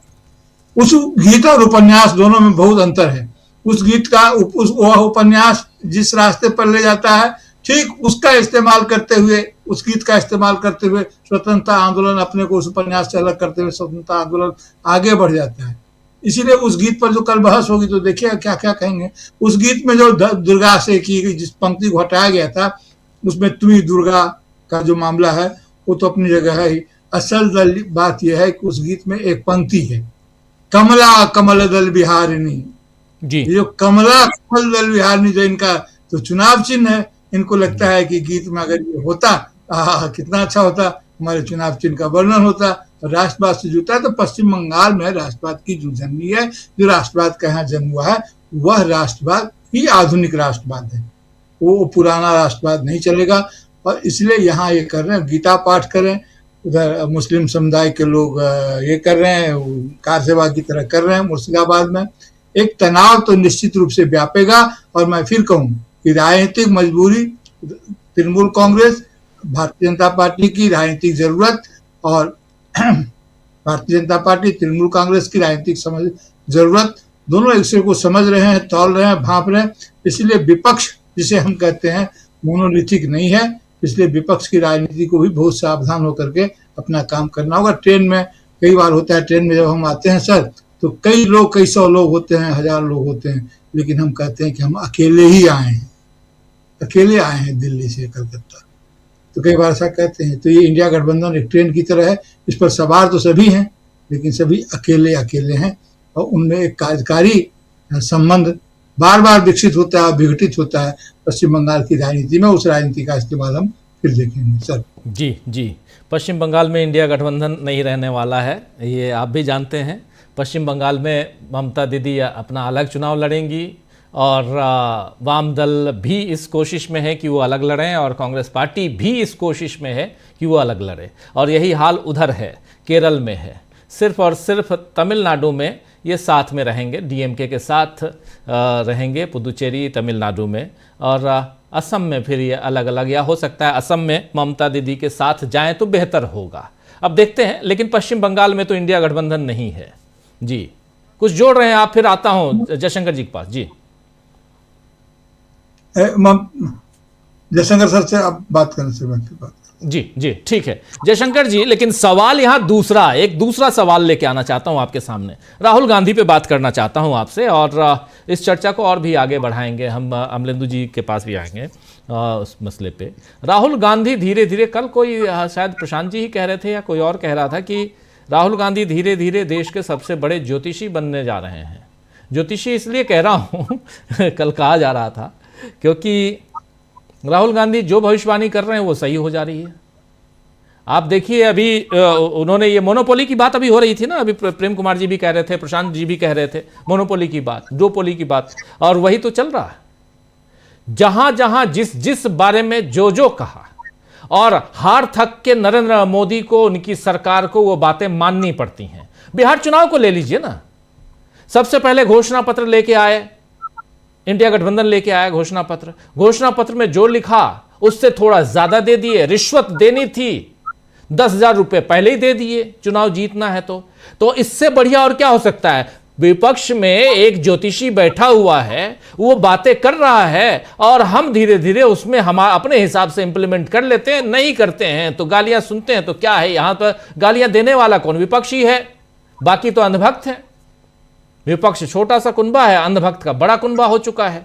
इसलिए जरा इस पे बात होनी चाहिए कि आखिर सरकार, और उसमें भी बहुत, जैसे अभी प्रशांत जी बता रहे थे एसटी समिट में मोदी जी के जो सुवचन हैं उसकी बात, या राजनाथ सिंह की बात अभी हम दोबारा करेंगे, उनकी बात, इन सब बातों को जरा कनेक्ट कीजिए तो यहां समझ में आता है साफ साफ कि बहुत दूर, बहुत गहराई में पैर जो है दलदल में बहुत धंसे हुए हैं नरेंद्र मोदी के, लेकिन फिर भी लोग हैं कि धक्का मारे जा रहे हैं। क्या कारण है? तो एक तो यही है कि उन्होंने अंधभक्तों की बहुत बड़ी जमात पैदा की है, जो कुछ भी मोदी जी अगर कुछ झूठ बोल रहे हैं तो भी उसको कहेगा कि नहीं नहीं बहुत सही बोल रहे हैं। हर चीज में उनका मतलब उनका समर्थन करना ही करना है, वो उनकी एक बन गई है। दूसरा यह है कि देखिए, अपोजिशन में राहुल गांधी आज तक जो कुछ भी कहते आ रहे हैं वही आगे चल के सही होता रहा है, एकदम सही बात है। लेकिन मुश्किल है कि वो एक ऐसी सेना के सेनापति हैं जिसके पास उस ढंग से लोग नहीं हैं जो आगे बढ़ करके लड़ करके उनकी बात का समर्थन करें। राहुल गांधी लगातार अकेले पड़ जाते हैं, जब वो बात करते हैं तो फिर बात सही हो जाती है, लेकिन उनके पीछे की जो फौज है वो लोग उसको लेकर के टेकअप नहीं कर पाते हैं। जैसे बिहार का ही मामला था, अभी तक न तो कोई सुप्रीम कोर्ट गया है, न कोई पटेल चौक पे धरना प्रदर्शन हुआ है। जिस ढंग की अराजकता हुई है बिहार के विधानसभा के चुनाव में, जिस ढंग का पक्षपात हुआ है बिहार के विधानसभा के चुनाव में, जिस ढंग से चुनाव आयोग ने सारे नियम कानूनों को धता बता दिया, रेलगाड़ियों में भरकर मतदाता गए, वहां वोट डाले, आचार संहिता लागू होने के बाद 10,000 रुपए की रकम पहुंचाई जाती रही। अभी लोग कह रहे हैं कि नहीं साहब, वो तो ऑनगोइंग प्रोजेक्ट है। जहां तक मुझे मालूम है कि जब आचार संहिता लागू हो जाती है तो कोई भी ऑनगोइंग प्रोजेक्ट भी रुक जाता है, उस ढंग से उसमें आप कुछ नहीं कर सकते। और ये तो ऑनगोइंग कुछ था नहीं, ये आपने घोषणा की थी जीविका दीदियों को देने के लिए, आपने रिश्वत देनी शुरू कर दी थी। तो इस पर कुछ भी हुआ नहीं, और न तो कोई इसके खिलाफ अदालत में गया। अदालत में पता नहीं अदालत में सुनवाई हो पाएगी कि नहीं हो पाएगी, क्योंकि चुनाव आयोग तो अपने आप को सर्वोपरि बना चुका है, उस पर तो कोई नियम कानून और अदालत का मतलब ही नहीं रह जाता है। लेकिन विपक्ष अगर एकजुट होकर के सड़क पर आता, पटेल चौक पे चुनाव आयोग का घेराव करता, जंतर मंतर पे घेराव करता, हालांकि इसमें भी देखिए ना, विपक्ष तो लड़ने के बजाय अब तो ये हो रहा है कि कांग्रेस अलग हो जाएगी तो आरजेडी अलग हो जाएगा, तो उसकी वजह से ये हार गया, तो इसकी वजह से ये हार गया। अब इस तरह की बातें हो रही हैं। अभी उमर अब्दुल्ला ने जो बयान दिया है कि साहब ये तो लाइफ केयर पे है, इंडिया अलायंस जो है, अब कुछ दिनों बाद वो आईसीयू में चला जाएगा। तो इंडिया अलायंस के गठबंधन के घटक दल जो हैं आपस में एक तो एकजुट नहीं हो पा रहे हैं। अब उनको कौन एकजुट करेगा, कौन लीड करेगा, ये तो अभी तक कुछ क्लियर ही नहीं हो पा रहा है। और इस तरह का हाल रहेगा तो एक एक करके लोग छिटकते चले जाएंगे। मुझे डर लग रहा है इस बात का। बंगाल में भी है, देखिए बंगाल में भारतीय जनता पार्टी और आरएसएस की लगातार कोशिश रही है कि सांप्रदायिक ध्रुवीकरण किया जाए, तनाव बढ़ाया जाए, दंगे हों, ताकि हिंदुओं को पोलराइज करा जाए। इस बार उनके काम में दूसरे पक्ष ने भी सहयोग करना शुरू कर दिया है। भाई जिस तरह बिहार में वो कामयाब हुए हैं, सीमांचल के इलाकों में एआईएमएम के लोगों को जिस तरह से वोट मिला है, अब तो भाजपा आराम से कह पाएगी ना कि देखो ये वो मुस्लिम कट्टरपंथ की बात करने वाले हैं, उनसे हमारी लड़ाई है। अब सेकुलर का तो कोई मतलब ही नहीं रह गया वहां पे। बंगाल में भी उसी तरह की कोशिश, ये हमारा अपना, मुझे जहां तक लगता है कि जो हुमायूं कबीर जो कुछ भी कह रहे हैं वो कहीं ना कहीं आरएसएस और बीजेपी की स्क्रिप्ट को ही वो पढ़ रहे हैं। कहीं ना कहीं दोनों में कुछ ना कुछ ऐसा है, ताकि इसके बहाने, भाई बिल्कुल सही कह रहे थे हमारे मित्र कि भाई आप मस्जिद बनाइए, वहाँ जो उलेमा भी कह रहे हैं कि मस्जिद बनाइए, मस्जिद कहीं भी बनाइए, जगह जमीन आप ले लीजिए, खरीदिए, बनाइए, अपने चंदा चुटकी या पैसे से बनाइए, कोई दिक्कत नहीं है।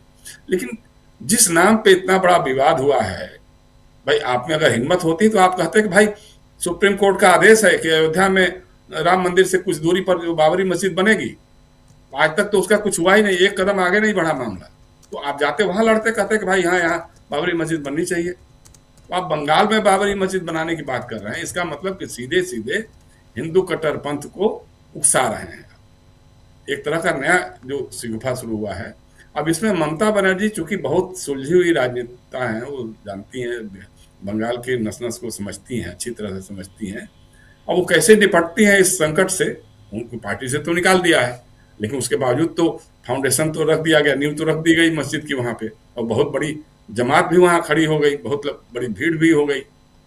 वो कौन लोग थे, जो बंगाली मुस्लिम थे या बिहारी मुस्लिम थे, देखने वाली बात हो सकती है।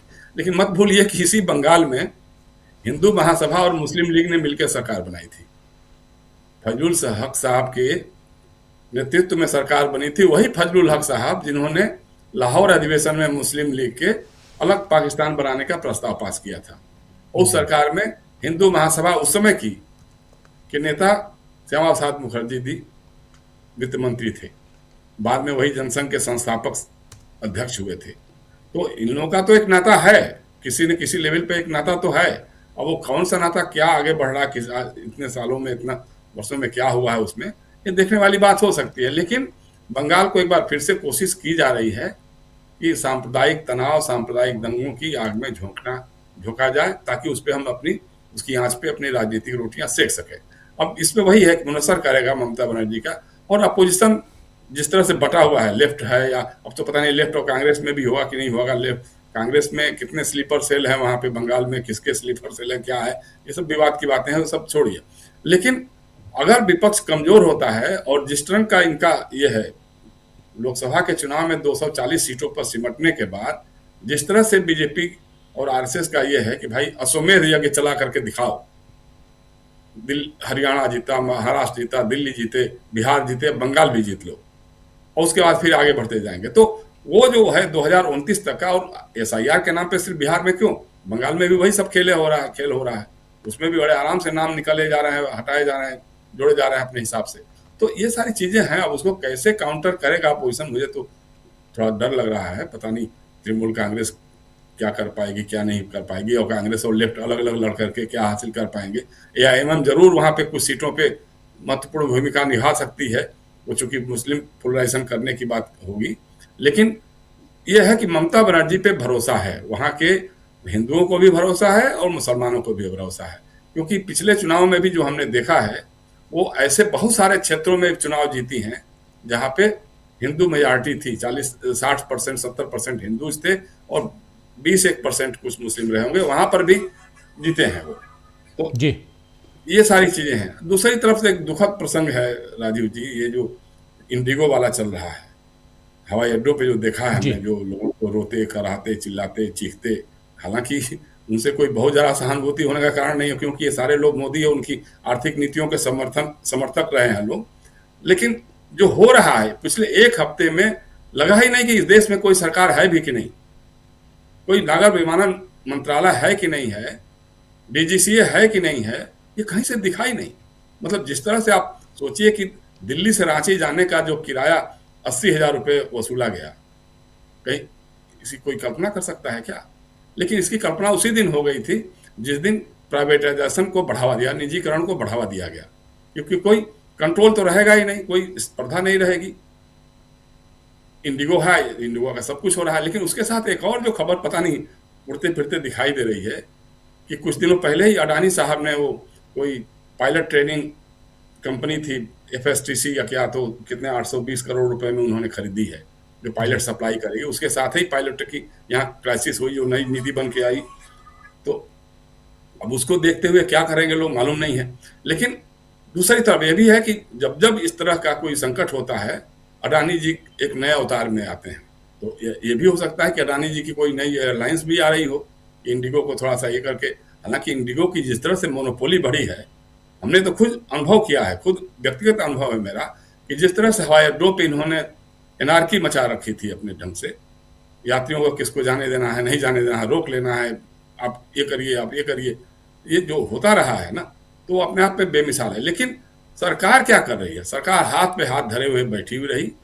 बाद में जाकर के, अब जाकर के थोड़ा सा उसके ये समझ में आया है, वह कल चूंकि पार्लियामेंट में इस पर सवाल उठने वाला है। अब पुतिन साहब आए, पुतिन साहब चले गए, हो सकता है उसके लिए किसने किया नहीं किया ये मालूम नहीं है, लेकिन ये बहुत ही दुखद प्रसंग है। मतलब जो दिख रहा है टीवी चैनलों पे, हालांकि टीवी चैनल जिस ढंग से दिखाते हैं वो तो एक अलग ही कहानी बयां करती है, लेकिन उसके बावजूद मतलब आप कल्पना ही नहीं कर सकते हैं कि भाई रेलवे स्टेशनों की जो हालत होती है, बस स्टेशनों की, वो हमारे हवाई अड्डों की हालत बना दी गई है। और वहाँ लोग परेशान हाल में घूम रहे हैं, भटक रहे हैं, कोई जवाब देने वाला नहीं है, कोई खाना खिलाने वाला नहीं है, कोई करने वाला नहीं है। तो ये सारी चीजें हैं, लेकिन अब सवाल है कि ये वर्ग जो है, ये तो मोदी जी के अंधभक्तों का वर्ग है। अब पता नहीं कितना इसमें गुस्सा जो बन रहा, आज का गुस्सा है, वो आगे कितना कायम रहेगा कि नहीं रहेगा, ये देखने वाली बात होगी। जी राज जी जी जी बिल्कुल बिल्कुल। सवाल यही है कि इन सब पे लगातार राहुल गांधी आवाज़ उठाते हैं और उसके बाद फिर मंत्री महोदय क्यों कह रहे हैं कि राजनीति कर रहे हैं? आखिर राजनीति कौन कर रहा है? अमलेंदु जी, राजनीति कौन कर रहा है? देखिए राजनीति जी बिल्कुल राजनीति, सबको राजनीति करनी है, और राजनीति नहीं करेंगे तो क्या कीर्तन करेंगे क्या? मतलब विपक्ष अगर राजनीति भी ना करे तो कीर्तन करे, मंदिर में जाके घंटा बजाए। मोदी जी ने तो बना लिया अपना तीर्थ, वहां के पंडे बन गए सेवा तीर्थ के, सबसे बड़े महापंडे जो है मोदी जी हो गए अब सेवा तीर्थ के। तो उन्होंने तो चुन लिया कि राजनीति नहीं करनी है, तो अब पंडागिरी करनी है। तो भाई क्या विपक्ष भी जो पंडागिरी करे, छोड़ दे राजनीति, क्या करे फिर विपक्ष? तो ये राजीव जी कहा जाता है कि सब विपक्ष राजनीति कर रहा है। भाई राजनीति करने के लिए ही विपक्ष बना है, और सरकार भी राजनीति ही करती है, कोई तीसरा काम नहीं करती है। ये बात दूसरी है कि चूंकि मोदी जी के खून में व्यापार है तो उनकी सरकार अब व्यापार करती है, वरना सरकार राजनीति करने के लिए ही होती है, और राजनीति जो है वो जनता का भला करने के लिए होती है।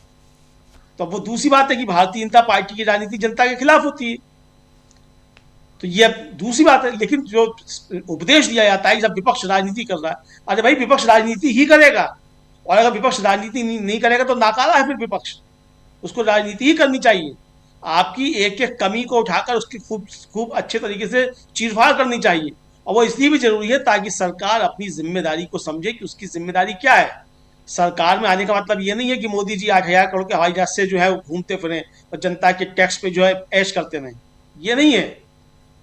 सरकार में आने का मतलब है कि जिस जनता ने आपको चुनकर भेजा है, आप उसके पक्ष में नीतियां बनाइए, आप उसके भलाई के लिए काम कीजिए। आप जनता के प्रतिनिधि हैं, शासक नहीं है। तो ये समझना है, तो विपक्ष आपको यही समझाने की कोशिश करता है जब विपक्ष राजनीति करता है। तो इसलिए राजनीति करना विपक्ष का दायित्व है, उसको राजनीति करनी चाहिए, और अगर राजनीति नहीं करेगा तो विपक्ष नाकारा है।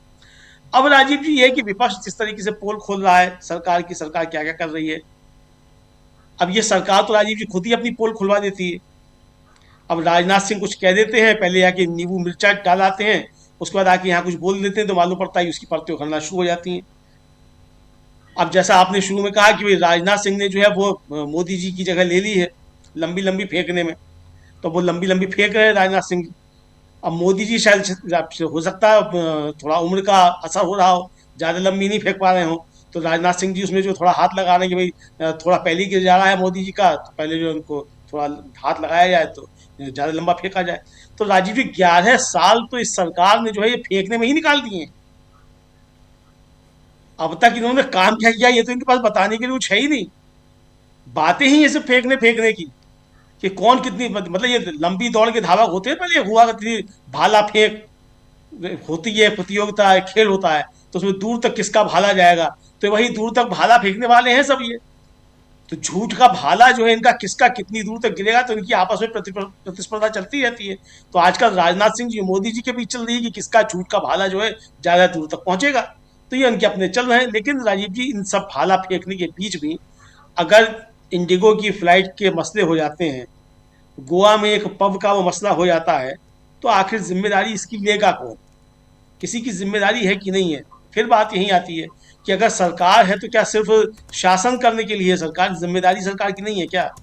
मोदी जी अपना ब्लॉग लिखकर जो बता रहे थे सेवा तीर्थ बनाने से पहले कि दायित्व है और दायित्व का पूरा करना चाहिए, दायित्व सारे नागरिकों के ही है।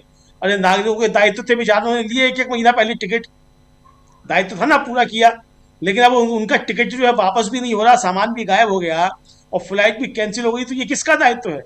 सरकार का दायित्व यहाँ कुछ है कि नहीं है? आखिर डीजीसीए क्या कर रहा है? इन विमान कंपनियों को लाइसेंस उड़ने का कौन दे रहा है? एटीसी किसके अंडर में है? तो ये सारी चीजें किसके अंडर में, तो इसकी जिम्मेदारी किसकी होगी? तो मोदी जी कोई जिम्मेदारी लेंगे कि नहीं लेंगे, या जिम्मेदारी पुतिन लेकर चले गए अपने साथ? तो हो सकता है राजीव जी जिम्मेदारियां भी सारी पुतिन लेकर चले गए हो अपने साथ, क्योंकि ये सरकार तो जो ऐसी चला करती है, तो बता रहे हैं मोदी जी ऐसी सरकार चला करती है। और उसके बाद भी राजीव जी निर्लज्जता की बेहिंता ये है कि आप किसी कार्यक्रम में बैठकर जो लंबी लंबी हाँक रहे हैं कि हमने ये किया और हमने वो किया और हम ये करेंगे और वो करेंगे। अरे भाई जो किया आपने वो तो सामने आ रहा है निकल के, लेकिन राजीव जी इसके बीच खतरे जो हैं और ज्यादा नजर आ रहे हैं। और खतरे आप देखिए, इसको अगर टेस्टिंग के तौर पर देखा जाए, ये टेस्ट किया गया था कि किस तरीके से किया जा सकता है, तो आप मान लीजिए कल को कोई घटना हो और उस पर कोई देश भर के अंदर कोई एक आंदोलन या कोई असंतोष की लहर हो, तो अभी तक हमारा जो जिसको आप जेनजी कहते हैं या जो भी है, वो सब कहाँ फूटता है? सोशल मीडिया पे। इंडिगो का ये मामला हुआ राजीव जी, लोगों को खबर कैसे हुई? इस मीडिया ने तो बाद में दिखाई, पहले सोशल मीडिया पे आना शुरू हुआ, विजुअल्स आना शुरू हो गए कि देखो क्या हो रहा है। जब सोशल मीडिया पे वायरल होना शुरू हुए तब इस मीडिया की बाध्यता हो गई कि उसको दिखाए, तब हुआ। लेकिन राजीव जी अगर ये जो दो मोनोपोली है एयरटेल और जियो, उसी के साथ साथ ये भी ठप्प हो जाए तो ये गुस्सा कहाँ निकलेगा? तो ये टेस्टिंग करके देखी जा रही है कि कोई इस तरह की चीज़ हो तो अपने दो भाई जो हैं भारती जी और अंबानी जी, इनके जरिए क्या सेवाएं काम में आ सकती हैं, तो उसका क्या टेस्टिंग की जा रही है कुछ? क्योंकि जिस तरीके से एक असंतोष बढ़ रहा है लगातार इस सरकार के प्रति, कि किस तरीके से सरकार काम कर रही है, इसकी नीतियां किस तरीके की हैं, सिर्फ अपने मित्रों का ध्यान रखती है, तो कल को क्या कोई असंतोष हो तो असंतोष को दबाने के लिए या वो असंतोष फैलने ना पाए तो उसकी टेस्टिंग की जा रही है, चूंकि टेस्टिंग करने तो माहिर लोग हैं।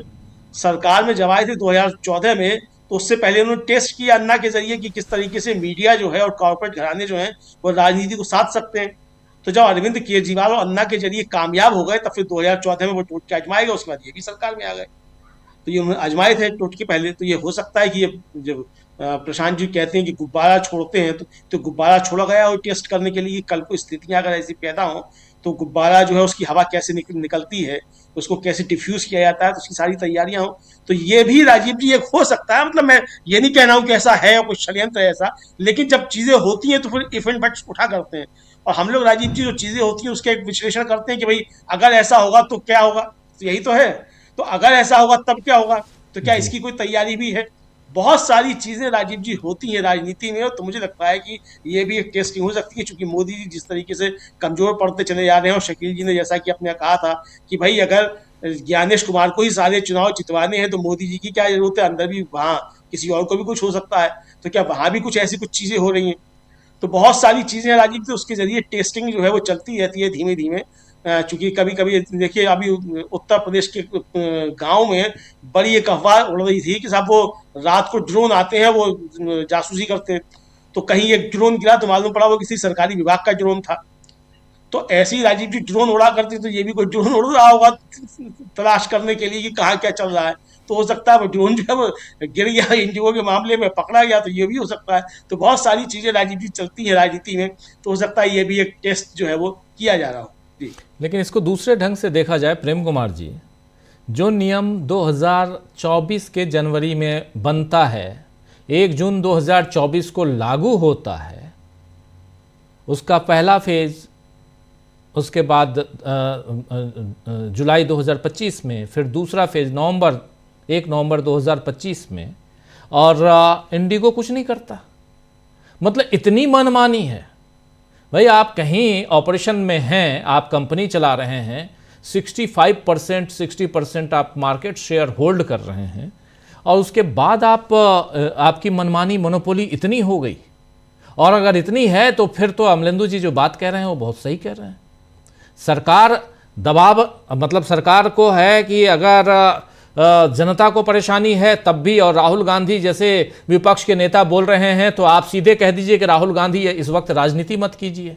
लेकिन आप ये नहीं कह पा रहे हैं कि हमने आपको लगभग 2 साल का मौका दिया, जनवरी 2024 में इंप्लीमेंट करते हैं हम, कानून बनाते हैं, और ये फ्लाइट ड्यूटी टाइम लिमिटेशन जो FDTL कानून हालांकि है बहुत पहले से, 2006-2007 से है, लेकिन उसमें ढिलाई और बाकी नरमी के साथ साथ फिर आगे उसको बढ़ाया गया। और वो जून 2024 में जब लागू होता ये कानून, जून 2024, और आज की तारीख क्या है, 7 दिसंबर 2025 है। 1.5 साल का वक्त, और उसके बाद आप यहां अपने पायलट्स की संख्या नहीं बढ़ा पाए। और पायलट्स की संख्या तब बढ़ाने जाते हैं जब पायलट्स ट्रेनिंग का जो एक पूरा का पूरा ये है कंपनी है पूरी, उसको जब अडानी साहब खरीद लेते हैं तब, जिसके बारे में बता रहे थे जयशंकर जी, कांग्रेस ने कल ट्वीट भी किया इस पे, तब ये सब कुछ होता है। कहीं तो दाल में काला है प्रेम कुमार जी, कुछ तो है। और जिस बारे में राहुल गांधी 4 साल पहले से बोल रहे हैं, मोनोपोली डोपोली की बात। राजीव जी देखिए, जितने भी विमान दुर्घटनाएं हुई हैं उसका सच जो है कभी खुलकर बताया नहीं जाता है। दुर्घटना के समय जांच बिठा दी जाती है और वजह को छुपा लिया जाता है। उसमें ये इन नियमों का लागू नहीं होना, पायलट्स को उचित आराम नहीं मिलना और फ्रीक्वेंटली उनसे काम कराना, ये सारी वजहें हैं। ऐसे ही अंतर्राष्ट्रीय नियम लागू करने की आवश्यकता नहीं पड़ी, और वो आवश्यकता है। तो उस आवश्यकता की कीमत पर एक बार फिर से वही पुराने नियम थोप दिए गए हैं, और इसके लिए कुछ दिनों की ये जो परेशानी वाला फेज है वो पैदा किया गया। ये आर्टिफिशियल संकट है, ये जिसकी भुक्तभोगी जनता है, पैसेंजर्स हैं हवाई उड़ान में। तो इसमें अगर ये कहा जा रहा है कि अपोजिशन राजनीति न करे, तो इसमें ये बात है कि इसको पलट कर बोले तो हमें बिजनेस करने दें, हम बिजनेस करेंगे और आप राजनीति मत कीजिए।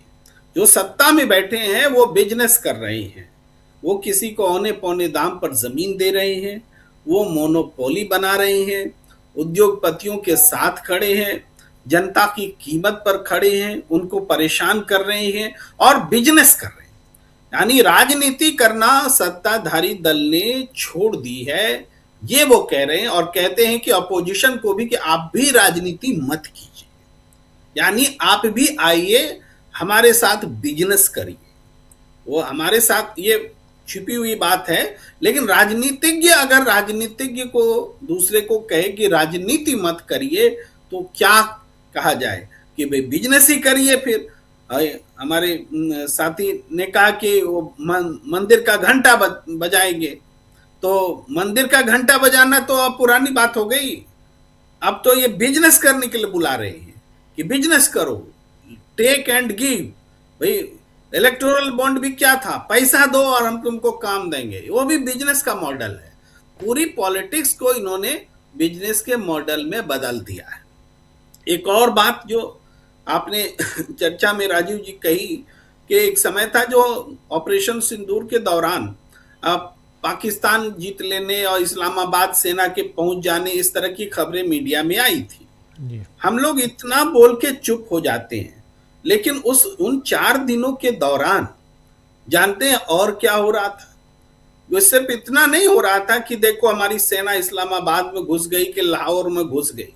ये हो रहा था कि भाई राहुल गांधी तो छुपे हुए होंगे, उनके ऊपर तो सांप, छाती पर सांप लौट रहा होगा, भारत की सेना पाकिस्तान में घुस गई है।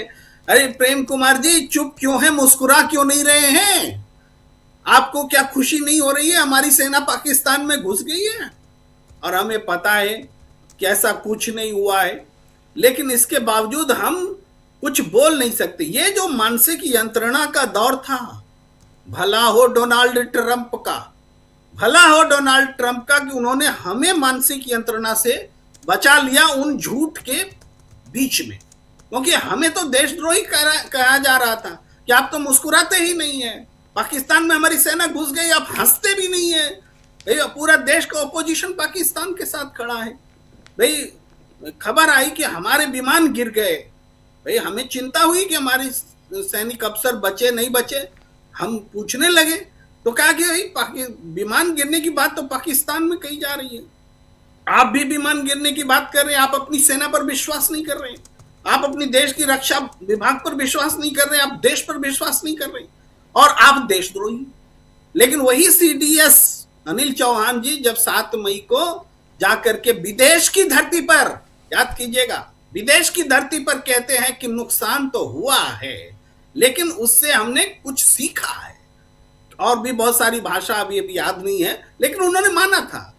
तो गनीमत है कि उन्होंने माना था, वरना हम भी उन सवालों को पूछे जाने की तस्वीर अगर निकाल करके लोग बाद में कभी यूज करेंगे तो हमें देशद्रोही के तौर पर यूज करेंगे। ये अपनी सेना से सवाल कर रहे हैं, अपने देश से सवाल कर रहे हैं। अरे हमारे देश का विमान अगर नुकसान होता है तो हमें चिंता करने का भी हक नहीं है क्या? भाई नेहा सिंह राठौर ने कुछ टिप्पणी कर दी, हमारी अदालत भी उसको मान रही है कि भाई समय गलत था और पीएम से पूछ क्यों लिए। ये इस तरह गया है कि लिख देना, ट्वीट कर देना, देश वो बेल नहीं मिल रही है। भाई ऐसा क्या लिख दिया नेहा सिंह राठौर ने कि बेल नहीं मिलना चाहिए? हमें समझ में नहीं आता। ये क्वालिटी ऑफ जस्टिस भी आज देर सवेर हमें मालूम है ये जजमेंट गलत है, ये पलटेगा। नेहा सिंह राठौर को जमानत मिलेगी, कोई रोक नहीं सकता। तो हमें भी कुछ कानून की समझ है, हमें भी, आम जनता भी जानती है कि संविधान की आत्मा क्या कहती है। किसी को लिखने के लिए आप जेल में नहीं डाल सकते, बेल रद्द नहीं कर सकते, लेकिन हो रहा है। तो ये वक्त उसको ठीक करता है। तो उस दौर को हम याद करना चाहते हैं। वो 4 दिन जो यंत्रणा वाले हमारे गुजरे थे, इंडिया की सेना झूठ मूठ की पाकिस्तान में घुसा दी गई थी ये मीडिया घराने वालों ने, और झूठ मूठ का हमें हंसने के लिए बाध्य किया जा रहा था कि आप भी हंसिए और मुस्कुराइए। ये हालात थे। तो क्या इसको राजनीति कहें, क्या कहें, इसको बिजनेस कहें, क्या कहें? ये कौन सी परिस्थिति? उस बारे में कोई बात करना नहीं चाहता, क्योंकि वो तो कहते हैं कि अरे हमने तो झूठ भी बोला तो देश के लिए बोला। आपने सुना होगा वो तमाम निर्लज्ज एंकरों ने, मीडिया हाउसेस ने यही बोला कि हमने तो झूठ भी बोला तो देश के लिए बोला, आप तो देश के लिए सच नहीं स्वीकार कर सकते। ये है उनकी भाषा। तो क्या झूठ देश के लिए बोला जा सकता है? झूठ बोलने से देश मजबूत होता है क्या? कि सच बोलने से देश मजबूत होता है? क्या दुनिया भरोसा करेगी इंडिया मीडिया पर कभी भी जब आगे बात होगी? ये इंडियन मीडिया पर भी सवाल हमेशा रहेगा। लेकिन हम लोग जो चर्चा कर रहे हैं, बात कर रहे हैं, हर चीज को विपक्ष की एक स्वस्थ आलोचना को, उसके अधिकार को, डेमोक्रेटिक राइट्स को, जनता के भी राइट्स को हम कुचल देना चाहते हैं। ऐसा लगता ही नहीं कि जनता कुछ अपना दर्द भी बयां करे। रोती है तो रोने दीजिए, जो है वो उसकी कोई जिम्मेदारी नहीं लेगा। तो आज एक ऐसे समय से हम गुजर रहे हैं कि जब जनता परेशान है और जिनकी जिम्मेदारी है वो ये कर रहे, मजे कर रहे हैं, वो राष्ट्रीय कार्यक्रमों में, राजभवन कार्यक्रमों में, दुनिया तमाम चीजों में लगे हुए। अरे ये राष्ट्रीय आपदा का समय था।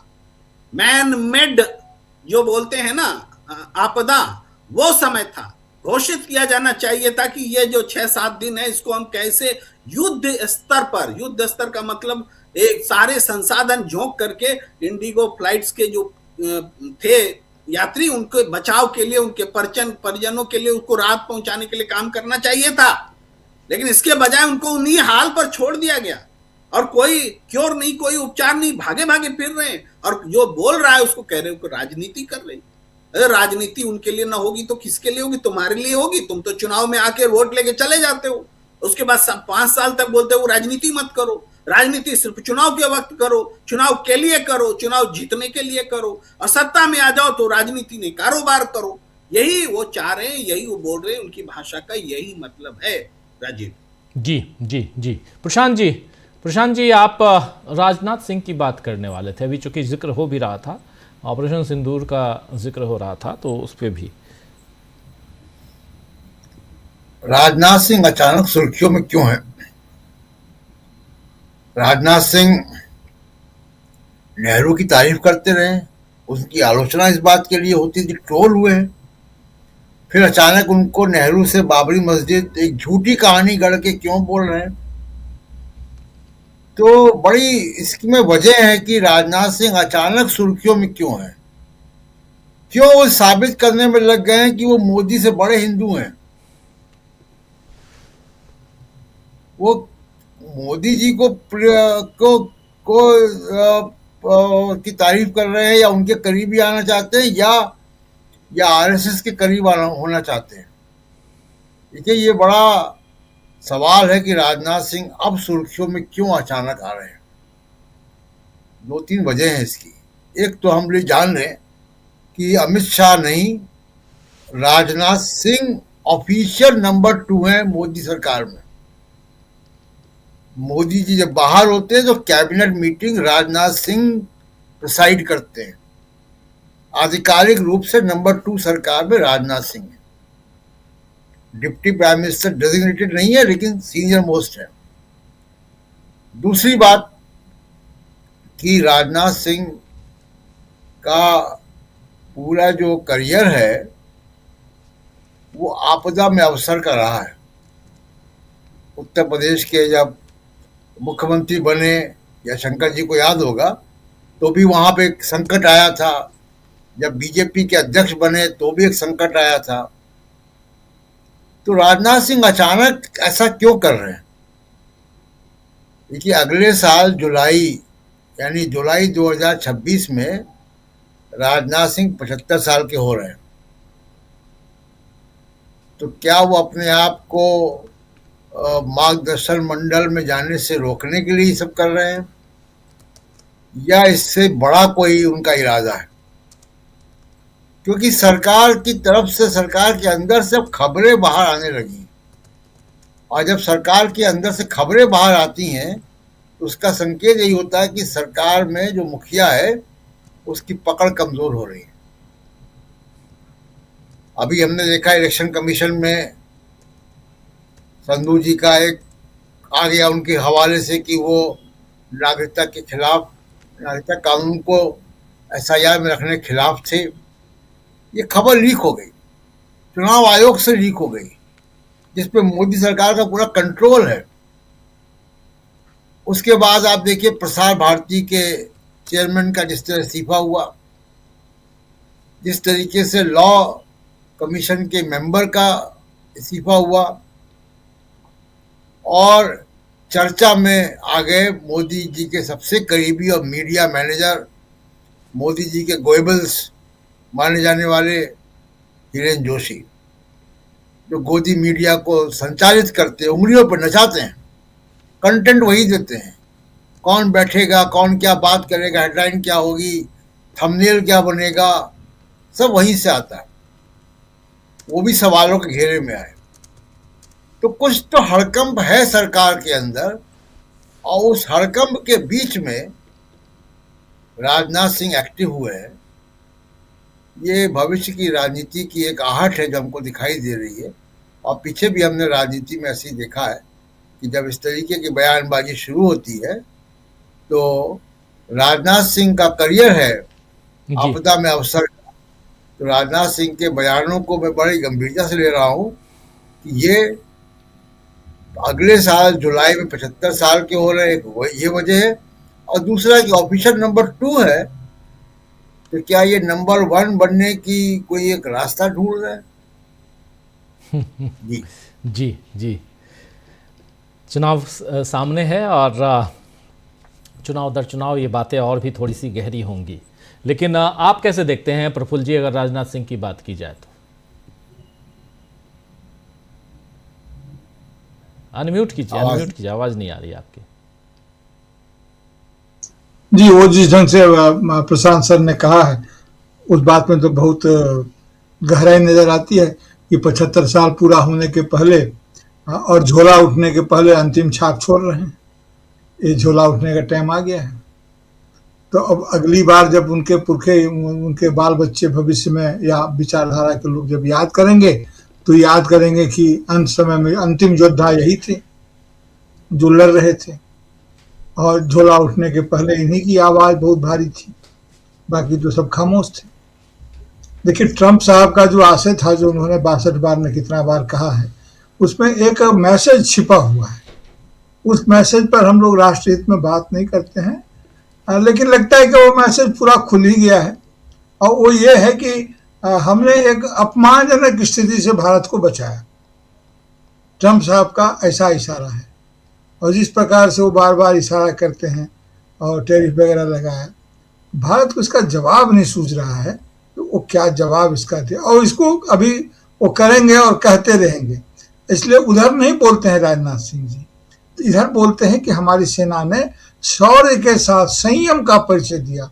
अनुप्रास तो बहुत अच्छा है, शौर्य, संयम, समृद्धि, स्वतंत्रता, समता, तो शौर्य के साथ संयम का, लेकिन वह संयम, मीडिया का शौर्य तो बड़ा जबरदस्त था, इसकी चर्चा भी कर रहे थे। मैंने उनके सरकार समर्थित मीडिया का बहुत जबरदस्त शौर्य था। प्रेम कुमार सर कह रहे थे कि जो उन्होंने कहा कि मैंने देश के लिए झूठ बोला, लगता है कि देश झूठ पर ही खड़ा है। कल को बोलेंगे सत्ता के लिए झूठ बोला तो क्या अपराध किया। तो पहले भी कहा है कि झूठ इनके लिए एक राजनीतिक टूल है, एक राजनीतिक हथियार है। इस्तेमाल करते हैं राजनीतिक दल झूठ का भी, लेकिन एकदम निठान झूठ, ऐसा झूठ, इसको सफेद झूठ बोलते हैं। और झूठी झूठ जहां चाहे राजनाथ सिंह जी पर क्या बात करें, ये हमारे रक्षा मंत्री हैं, ये युद्धों की भाषा जानते हैं, बोलते हैं। ये तो राणा प्रताप और बाबर के बीच में युद्ध करवा दिए।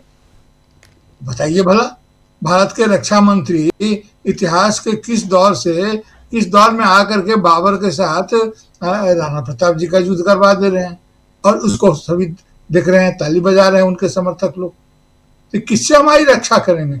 झूठ से अगर रक्षा होनी होती तो भारत गुलाम ही नहीं हुआ होता, और इतने दिनों से नहीं, इसलिए बहुत सारी चीजें हैं जो ये कह रहे हैं, जो झोला उठने के समय में जो होता है। मैं उस समय में कहना ये चाह रहा था कि देखिए, बंगाल की राजनीति इनके लिए बहुत ही महत्वपूर्ण है, इसलिए कि ये पीछे जाते जाते मैं इस राजनीति को प्रेसिडेंसियों के समय की राजनीति से जोड़कर देखना चाहता हूँ। ये बार बार हमारी आज़ादी को ये करते हैं। बंगाल प्रेसिडेंसी बहुत बड़ी प्रेसिडेंसी थी और उसके अपने श्रेष्ठता बोध है और हीनता बोध भी है। तो उस बंगाल को राजनीति समझने के लिए हम दूसरे अन्य किसी भी श्रेष्ठता बोध से हम बंगाल की राजनीति को नहीं समझ सकते, क्योंकि जिस राष्ट्रवाद की ये बात करते हैं उस राष्ट्रवाद का जन्म बंगाल में ही हुआ था। और अभी की जो स्थिति है, जो एक समुदाय बन रहा है, वैसे कोई भी मनोलिथिक नहीं होता है। बिहार का रिजल्ट आते ही ममता दीदी ने पहला वक्तव्य राजनीतिक यही दिया कि वो अकेले चुनाव लड़ेंगे, असम में जाएंगी। हो सकता है असम में कहें कि इंडिया गठबंधन वहां जिंदा रहना चाहिए। ये वही बात है कि भगत सिंह होना चाहिए लेकिन अपने यहाँ नहीं, अगल बगल में कहीं होना चाहिए। इंडिया गठबंधन होना चाहिए लेकिन हमारी जमीन पर नहीं होना चाहिए, उसके बाहर कहीं होना चाहिए जहां हमको भी श्रेय मिले। असम की राजनीति में और बंगाल की जातीयता को लेकर के क्या द्वंद्व और टकराव रहा है, ये सभी जानते हैं, उस पर अभी बात नहीं करेंगे। लेकिन इतना कह दें कि जो हमारे पास जो बंगाली मुसलमान हैं और जो गैर बंगाली हिंदू हैं, जो बाहर से जैसे हम लोग इसे आए हुए हैं, बंगाली मुसलमान और गैर बंगाली हिंदू के बीच में भारतीय जनता पार्टी अपना पैर पसारने की नाकाम कोशिश कर रही है। मैं कह रहा हूँ नाकाम कोशिश कर रही है। और तृणमूल कांग्रेस के पास जो अपना उसका ये है, वो है मतलब गैर बंगाली मुसलमान और बंगाली हिंदू जो यहाँ के हैं, वो उनको वो एड्रेस कर रही हैं, जिसका गढ़ दक्षिण बंगाल है और इधर उत्तर बंगाल है। तो कहने का मतलब मेरा ये है कि अगर यहाँ होगा और ये राजनीति इस बार सांप्रदायिकता के साथ साथ किसी ऐसे झमेले में न फंस जाए जो हमारे फेडरल स्ट्रक्चर को ही चोट पहुंचाने लगे, यानी कि जो बाहरी भीतरी का जो झगड़ा है, क्योंकि बाहरी लोग यहाँ पर जितने उत्पाती हो रहे हैं उतना मैंने गैर बांग्ला भाषी जमीन का भाषा से कि जो हिंदू लोग हैं जितने आग्रही हो रहे हैं और बाहर से आकर हो रहे हैं, वहाँ के शांत वातावरण को अशांत कर देंगे। इसीलिए ममता बनर्जी की राजनीति में अभी उसका भी अपना एक असर होगा और वो यहाँ की मुख्य राजनीतिक शक्ति है और भारतीय जनता पार्टी चाह के भी कुछ नहीं कर पाएगी। महाराष्ट्र में क्या हुआ था? महाराष्ट्र में भी यही हुआ था। खटके खाने वाले लोग ये अपना काम कर रहे थे। जब वहां पर कुछ बाहर के लोगों की नेतागिरी भी जाने लगी, चमकने लगी, लोग पहुंचने लगे और वहां कुशल अपना हाथ पांव दूसरे ढंग से फैलाने लगे। मैं ठाकरे साहब की बात नहीं कर रहा हूँ, मैं ऐसे लोगों की बात कर। शुरू में तो ये बात हुई थी, बाला साहब ठाकरे भी थे, लेकिन बाद में यह स्थिति उत्पन्न हुई कि वहां के लोगों को यह बर्दाश्त नहीं होने लगा कि वहां रहने वाले अगर करते हैं, निरुपम बाबू करते हैं, बहुत सारे लोग जो राजनीति करते हैं तो अलग बात है, लेकिन कोई बिहार से जाकर, उत्तर प्रदेश से जाकर के वहां राजनीति करने लगे तो दूसरे जमीन के लोग इस बात को बर्दाश्त नहीं करते हैं। वो बात जब महाराष्ट्र में नहीं चली है, लेकिन पश्चिम बंगाल में ये इसको प्रयोगशाला नहीं, इसको विध्वंसक स्थिति में ले जाने की कोशिश भारतीय जनता पार्टी करेगी। कांग्रेस को यहाँ पर बहुत ही सावधानी पूर्वक अपना काम करना होगा और यहाँ के लोगों को भी, जो यहाँ लोग रह रहे हैं, जो ऐसा नहीं कि 2-4 साल 10 साल से यहाँ है या 2-4 साल 10 साल रह के चले जाएंगे, जो लोग अस्थायी रूप से यहाँ हिंदी भाषी रह रहे हैं, उनको बहुत राजनीतिक सूझबूझ का परिचय देना होगा। जी बिल्कुल आप सही कह रहे हैं। चुनाव अभी ज़्यादा दूर नहीं है और दिसंबर का महीना जा रहा है। जनवरी से देखिए तो फिर बंगाल, असम, इन सब की बातें होने लगेंगी खूब, क्योंकि चुनाव की घोषणा फरवरी तक में तो हो ही जाएगी। लेकिन उससे पहले यहाँ अचानक बहुत कुछ अलग अलग ढंग से देखने को मिल रहा है, जिसमें चाहे अफरा तफरी का आलम हम देखें एयरपोर्ट्स पे, या राजनाथ सिंह के बयान हो या नरेंद्र मोदी के बयान हो, इन सब के बीच कल वंदे मातरम, माफ़ी चाहूँगा, आजकल वंदे भारत ही चलता है, वंदे मातरम पर कल बहस है संसद में। और परसों SIR पे है। SIR नाम तो नहीं रखा गया है, लेकिन कहा गया है चुनाव सुधार पे होनी है बहस, बहुत गंभीर बहस होनी है। लेकिन क्या कुछ देखा जाए, जयशंकर जी आपके पास आना चाहता हूं क्लोजिंग कमेंट के लिए। और कैसे देखा जाए कल और परसों 2-3 दिनों तक लगातार संसद की कार्रवाइयों को आप बहुत नज़दीक से कवर करते रहे हैं, संसद में ये होना है, वंदे मातरम पर इस वक्त बहस करवाने का क्या मकसद था? वो कहीं ना कहीं, हालांकि ये भी है कि अब तो वंदे मातरम गीत पर भी रोक लगा दिया गया है। राज्यसभा में सुना मैंने कि जी। वो वहाँ गीत गाने नहीं दिया जाएगा। बाकी सब नारे लगेंगे, मोदी मोदी के नारे लगेंगे, लेकिन जय हिंद और वंदे मातरम कहना गलत हो जाएगा वहां पर।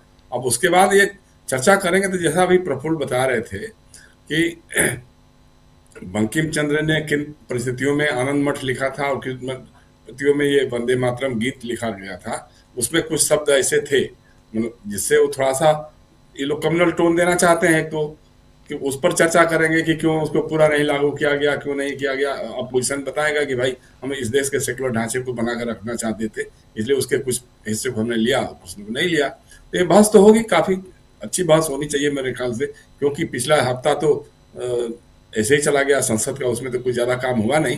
तो लेकिन अब इस सप्ताह में शायद पटरी पे आओ और विपक्ष अपनी बात कह पाए, पूरे बाकी इशूज भी इसके साथ रहेंगे, उसको उठाया सकेगा।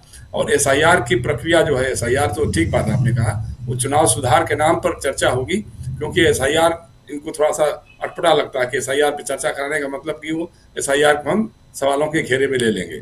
तो उससे बचने के लिए चुनाव सुधार की बात कर रहे हैं, उस पर चर्चा करेंगे। और जी कुछ बोल रहे हैं आप, प्रफुल्ल कुछ बोल रहे हैं जी। प्रफुल्ल जी की आवाज आवाज नहीं आ रही। जी, आवाज बढ़ाइए प्रफुल्ल जी की जी। मैं ये कह रहा हूं सर कि एसआईआर जो है वो संवैधानिक टर्म ही नहीं है, इसलिए संसद में नाम बदल दिया गया है। नहीं, जो भी हो, संवैधानिक टर्म हो या ना हो, लेकिन एसआईआर तो नाम से इनके सुलझ जाती है ना। एसआईआर वकील बताएंगे एफआईआर है कि नहीं है। जी, वो खैर अलग चीज है, लेकिन ये चुनाव सुधार की जब बात कर रहे हैं तो ये एक बृहत आयाम में, एक बड़े उसमें देखा जाएगा, और उसमें फिर ईवीएम से लेके तमाम चीजों पे बात तो होनी चाहिए। हाँ, जी बिल्कुल बिल्कुल बिल्कुल आएंगी वो। तो वो तो एक है, देखने वाली बात होगी। काफी अच्छी चर्चा होनी चाहिए मुझे लगता है, क्योंकि कई राज्य ऐसे हैं जो उस पर खुलेआम असहमति दर्ज करा चुके हैं, चाहे केरल हो, चाहे तमिलनाडु या बाकी राज्यों में जो है। उसको किस ढंग से किया गया है, सुप्रीम कोर्ट में मामला है। अब कई बार तो सरकार उस पर बचाव निकाल लेगी कि साहब अभी वो अदालत में विचाराधीन है, इसलिए उसके बारे में हम यहाँ कोई कमेंट नहीं करना चाहते या कमेंट नहीं सुनना चाहते हैं। तो ये सारी चीजें होंगी।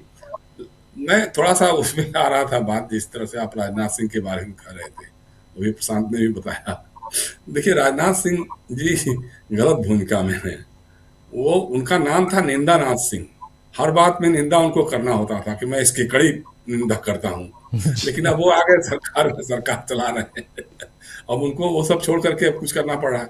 दूसरे उनके आदर्श इस समय बन गए हैं नरेंद्र मोदी। उनको लग रहा है कि नरेंद्र मोदी जितना झूठ बोल करके भी आज एक अंधभक्तों का इतना बड़ा ग्रुप तैयार कर दिया पूरे देश भर में उन्होंने, और प्रधानमंत्री बन गए वो। भाई नरेंद्र मोदी कहते थे ना कि श्यामा प्रसाद मुखर्जी इसी गुजरात की माटी के सपूत श्यामा प्रसाद मुखर्जी लंदन में बैठ के विवेकानंद से परामर्श करते थे, जबकि वो तो उस समय पैदा नहीं हुए थे। तो ये बात है। या फिर जैसे मगहर में कह दिया कि साहब यही गुरु गोरखनाथ, गुरु नानक देव, संत कबीर एक साथ बैठ के आध्यात्मिक विमर्श करते थे, 100 साल का फर्क था। तो उसी तरह से मैं भी यही कहने जा रहा था, लेकिन उसको प्रफुल्ल ने पहले बता दिया हमारे मित्र ने कि साहब वो राणा प्रताप को लड़वा दिया उन्होंने बाबर से। वो राणा सांगा की बात कर रहे होंगे, लेकिन अब राणा प्रताप बोल दिया, चूंकि मालूम है ना कि जबान फिसलती है तो मोदी बनते हैं, तो इसलिए वो उस रास्ते पे चलने की कोशिश कर रहे होंगे। दूसरी बात है कि बहुत ही ऑपरेशन सिंदूर के बारे में यही राजनाथ सिंह जी हैं, संसद में बोलते थे लोग, अमित शाह जी बोलते थे कि हम अब पीओके पे कब्जा करेंगे। तो पीओके पे कब्जा करने की स्थिति तो आ गई थी, हमारी सेनाएं बढ़त पर थी, जैसा हमको बताया जा रहा था। तो हमने क्यों नहीं किया? देखिए, हम उन लोगों में से हैं राजीव जी जो मानते हैं कि ट्रंप ने नहीं समझौता कराया। ठीक है, अच्छी बात है, समझौता नहीं कराया, लेकिन हम बार बार वही सवाल दोहराते हैं कि भाई साहब, न तो पाकिस्तान के डीजीएमओ ने कहा कि संघर्ष विराम हुआ है, न हिंदुस्तान के डीजीएमओ ने कहा, न पाकिस्तान के प्रधानमंत्री ने बताया, न हिंदुस्तान के प्रधानमंत्री ने बताया व्हाइट हाउस ने। तो व्हाइट हाउस को पता कैसे चला? सिर्फ हम ये जानना चाहते हैं कि भाई व्हाइट, या तो आप दोनों मिलकर के रिपोर्ट कर रहे होंगे, तो कहीं ना कहीं आप ट्रंप के दबाव में हैं। ट्रंप के दबाव में अंबानी जी को भी रूस से तेल खरीद में कटौती करनी पड़ रही है, और ट्रंप के दबाव में पुतिन का इतना भव्य स्वागत करने वाला देश डिफेंस डील नहीं कर पाता है। क्यों नहीं कर पाता है? चाचा, ट्रंप का कोई दबाव है? भाई पहले से तो रोज हो रहा था कि ये समझौता होने वाला है, ये अनुबंध होने वाला है, ये मिसाइल और ये मिलने वाला, हमको प्रणाली मिलने वाली है। लेकिन क्यों ऐसा हो गया? तो कहीं ना कहीं ये सरकार ट्रंप के पूरी तरह से दबाव में है। और सुब्रमण्यम स्वामी को अगर माना जाए, पता नहीं कहाँ तक सच है कहाँ तक गलत है, जिस ढंग के कि इनके बहुत सारे कुछ वीडियो या कुछ ऐसे है, रहस्य है ट्रंप चचा के पास कि जब चाहे तब उसको एक्सपोज कर सकते हैं। या बीजिंग के बारे में भी अभी सबसे तो कहते थे कि आंखें लाल करके बात करनी चाहिए, लेकिन कभी भी जिनपिंग के साथ लाल आंख करके बात नहीं किया। तो वहां पर भी स्वामी आते हैं कि साहब जब वो गुजरात के मुख्यमंत्री थे तो बार बार जाते थे वहां पे, चीन जाते थे, बीजिंग जाते थे, और हमारे जो विदेश मंत्री हमारे नाम राशि हैं वो उनके रहने सहने और सारे हर तरह का इंतजाम उनके लिए करते थे। तो बीजिंग लोग तो जासूसी करवाते हैं ना, ये लोग तो आप समझ लीजिए। मैं चीन गया था, जब वहां पे बीजिंग में जिस होटल में था मैं, तो आसपास कुछ औरतें मंडराती थी, कुछ ऐसे ऐसे होता था। तो हमने लोगों से थोड़ा पूछना शुरू किया कि क्या बात क्या है, तो कहा सब ये स्पाइंग नेट है, ये वो उसके हिसाब से वो अपना वो डील करते हैं, वो आपको चाहेंगे जब चाहेंगे अपने ट्रैप में लेंगे। तो ये सारा काम तो होता है वहां पे, इसमें तो कोई दो राय नहीं है। अमेरिका भी करता होगा, रूस भी करता होगा, चीन भी करता होगा। तो हो सकता है कि कुछ ना कुछ ऐसे रहस्य हैं जो इन भाइयों के पास हैं, जिनके चलते हमारी नस दबती रहती है। हम बहुत उत्साहित हो जाते हैं, बहुत बोलना शुरू करते हैं, लेकिन डाउन हो जाते हैं, रुक जाते हैं। तो अब इन बातों पे पता नहीं कभी कोई चर्चा हो पाएगी कि नहीं हो पाएगी। लेकिन अब सोचिए ना कि भाई हमारे यहाँ मतलब डॉलर का दाम 90 रुपए से ऊपर हो गया। अब क्या नैरेटिव है? मतलब 2014 में मोदी जी ने इसको पूरा राष्ट्रीय इशू बना दिया, ऐसा खड़ा कर दिया, बाप रे बाप, 58 रुपए, 64 रुपए, 68 रुपए हो गया। उस उम्र प्रधानमंत्री की उम्र से उसकी तुलना होने लग गई, मनमोहन सिंह जी की उम्र और डॉलर के मुकाबले रुपए के गिरने की उम्र होती जा रही है, बराबर होती जा रही है। और रुपया जहां गिरता है उस देश की सरकार का इकबाल गिरता है। क्या क्या बातें कही जा रही थी, लेकिन आज पूरी तरह सन्नाटा है। न तो किसी टीवी चैनल पे इस पर चर्चा है, और दुर्भाग्य से हमारा अपोजिशन भी इसको उस ढंग से इशू नहीं बना पा रहा है जिस ढंग से नरेंद्र मोदी और उनकी पार्टी ने 2014 में बना लिया था इशू। तो अब ये सब चीजें हैं, हम क्या किस बात का रोना रोएं। तो ये सब तो चीजें चल रही हैं, लेकिन देश आज ऐसे भंवर में फंस चुका है, आर्थिक भंवर में फंस चुका है, जिससे निकलना बहुत मुश्किल है। प्रधानमंत्री मोदी जी हिंदुस्तान टाइम्स के समिट में जाकर कहते जरूर है कि बहुत विकास कर लिया। अरे भाई क्या विकास कर लिया? अभी भी 75-80 करोड़ लोग 5 किलो अनाज के ऊपर मोहताज हैं। उसमें से किसी को आप बाहर नहीं निकाल पाए कि वो लोग गरीबी रेखा के बाहर निकल पे आए, उनके पास इतना संसाधन हो जाए कि उनको सरकार के मुफ्त के अनाज के ऊपर मोहताज न होना पड़े। तो राजनीति है। दूसरा यह कि जो बार बार ये हो रहा है कि विपक्ष राजनीति कर रहा है, विपक्ष इस पर राजनीति कर रहा है। भाई विपक्ष का राजनीति काम है, हम तो कह रहे हैं विपक्ष राजनीति नहीं कर रहा है। विपक्ष को और ज्यादा राजनीति करना चाहिए, सड़क पे राजनीति करना चाहिए, संसद से लेकर सड़क दोनों में राजनीति करना चाहिए, और हर बात पे राजनीति करना चाहिए। आप इतिहास उठा कर देख लीजिए, बीजेपी क्या क्या करती थी, कैसे कैसे करती थी, क्या क्या आरोप लगाते थे भाई। लेकिन अपोजिशन तो उस ढंग से आज कर ही नहीं पा रहा है जिस ढंग से करना चाहिए। अब बिहार में आप देखिए, राजनीति तो वही है ना, 10,000 रुपए देकर के आपने वोट लिए, और जिनसे वोट लिए उनके घर को बुलडोज कर रहे हैं, बुलडोजर से उनको उड़ा रहे हैं। औरतें चीख रही चिल्ला, जो मतलब हम तो देख रहे हैं, पता नहीं सोशल मीडिया पे ही ज़्यादा दिखाई दे रहा है, बाकी हमारे टीवी चैनल दिखाते नहीं है। लेकिन जो औरत कह रही है कि साहब 10,000 रुपया दिया मोदी जी ने, हमारी जिंदगी सुधार दी, ये कर दिया वो कर दिया, वही औरत बाद में रो रही है, कह रही है कि मेरा घर उजाड़ दिया। जी, तो राजनीति तो ये हो रही है। लेकिन अब उसमें अपोजिशन को मुझे लगता है कि इन सब बातों से उनकी बातें, सत्ता पक्ष तो अपनी बात करता ही रहेगा, लेकिन विपक्ष को अपना काम मजबूती से करना चाहिए। राजनीति जो नहीं कर पा रहा है उस राजनीति को धारदार बनाना चाहिए, और संसद से सड़क तक लेकर के सरकार को घेरना चाहिए। जी, बिल्कुल। बहुत बहुत शुक्रिया जयशंकर जी, बहुत शुक्रिया प्रफुल्ल जी, प्रेम कुमार जी।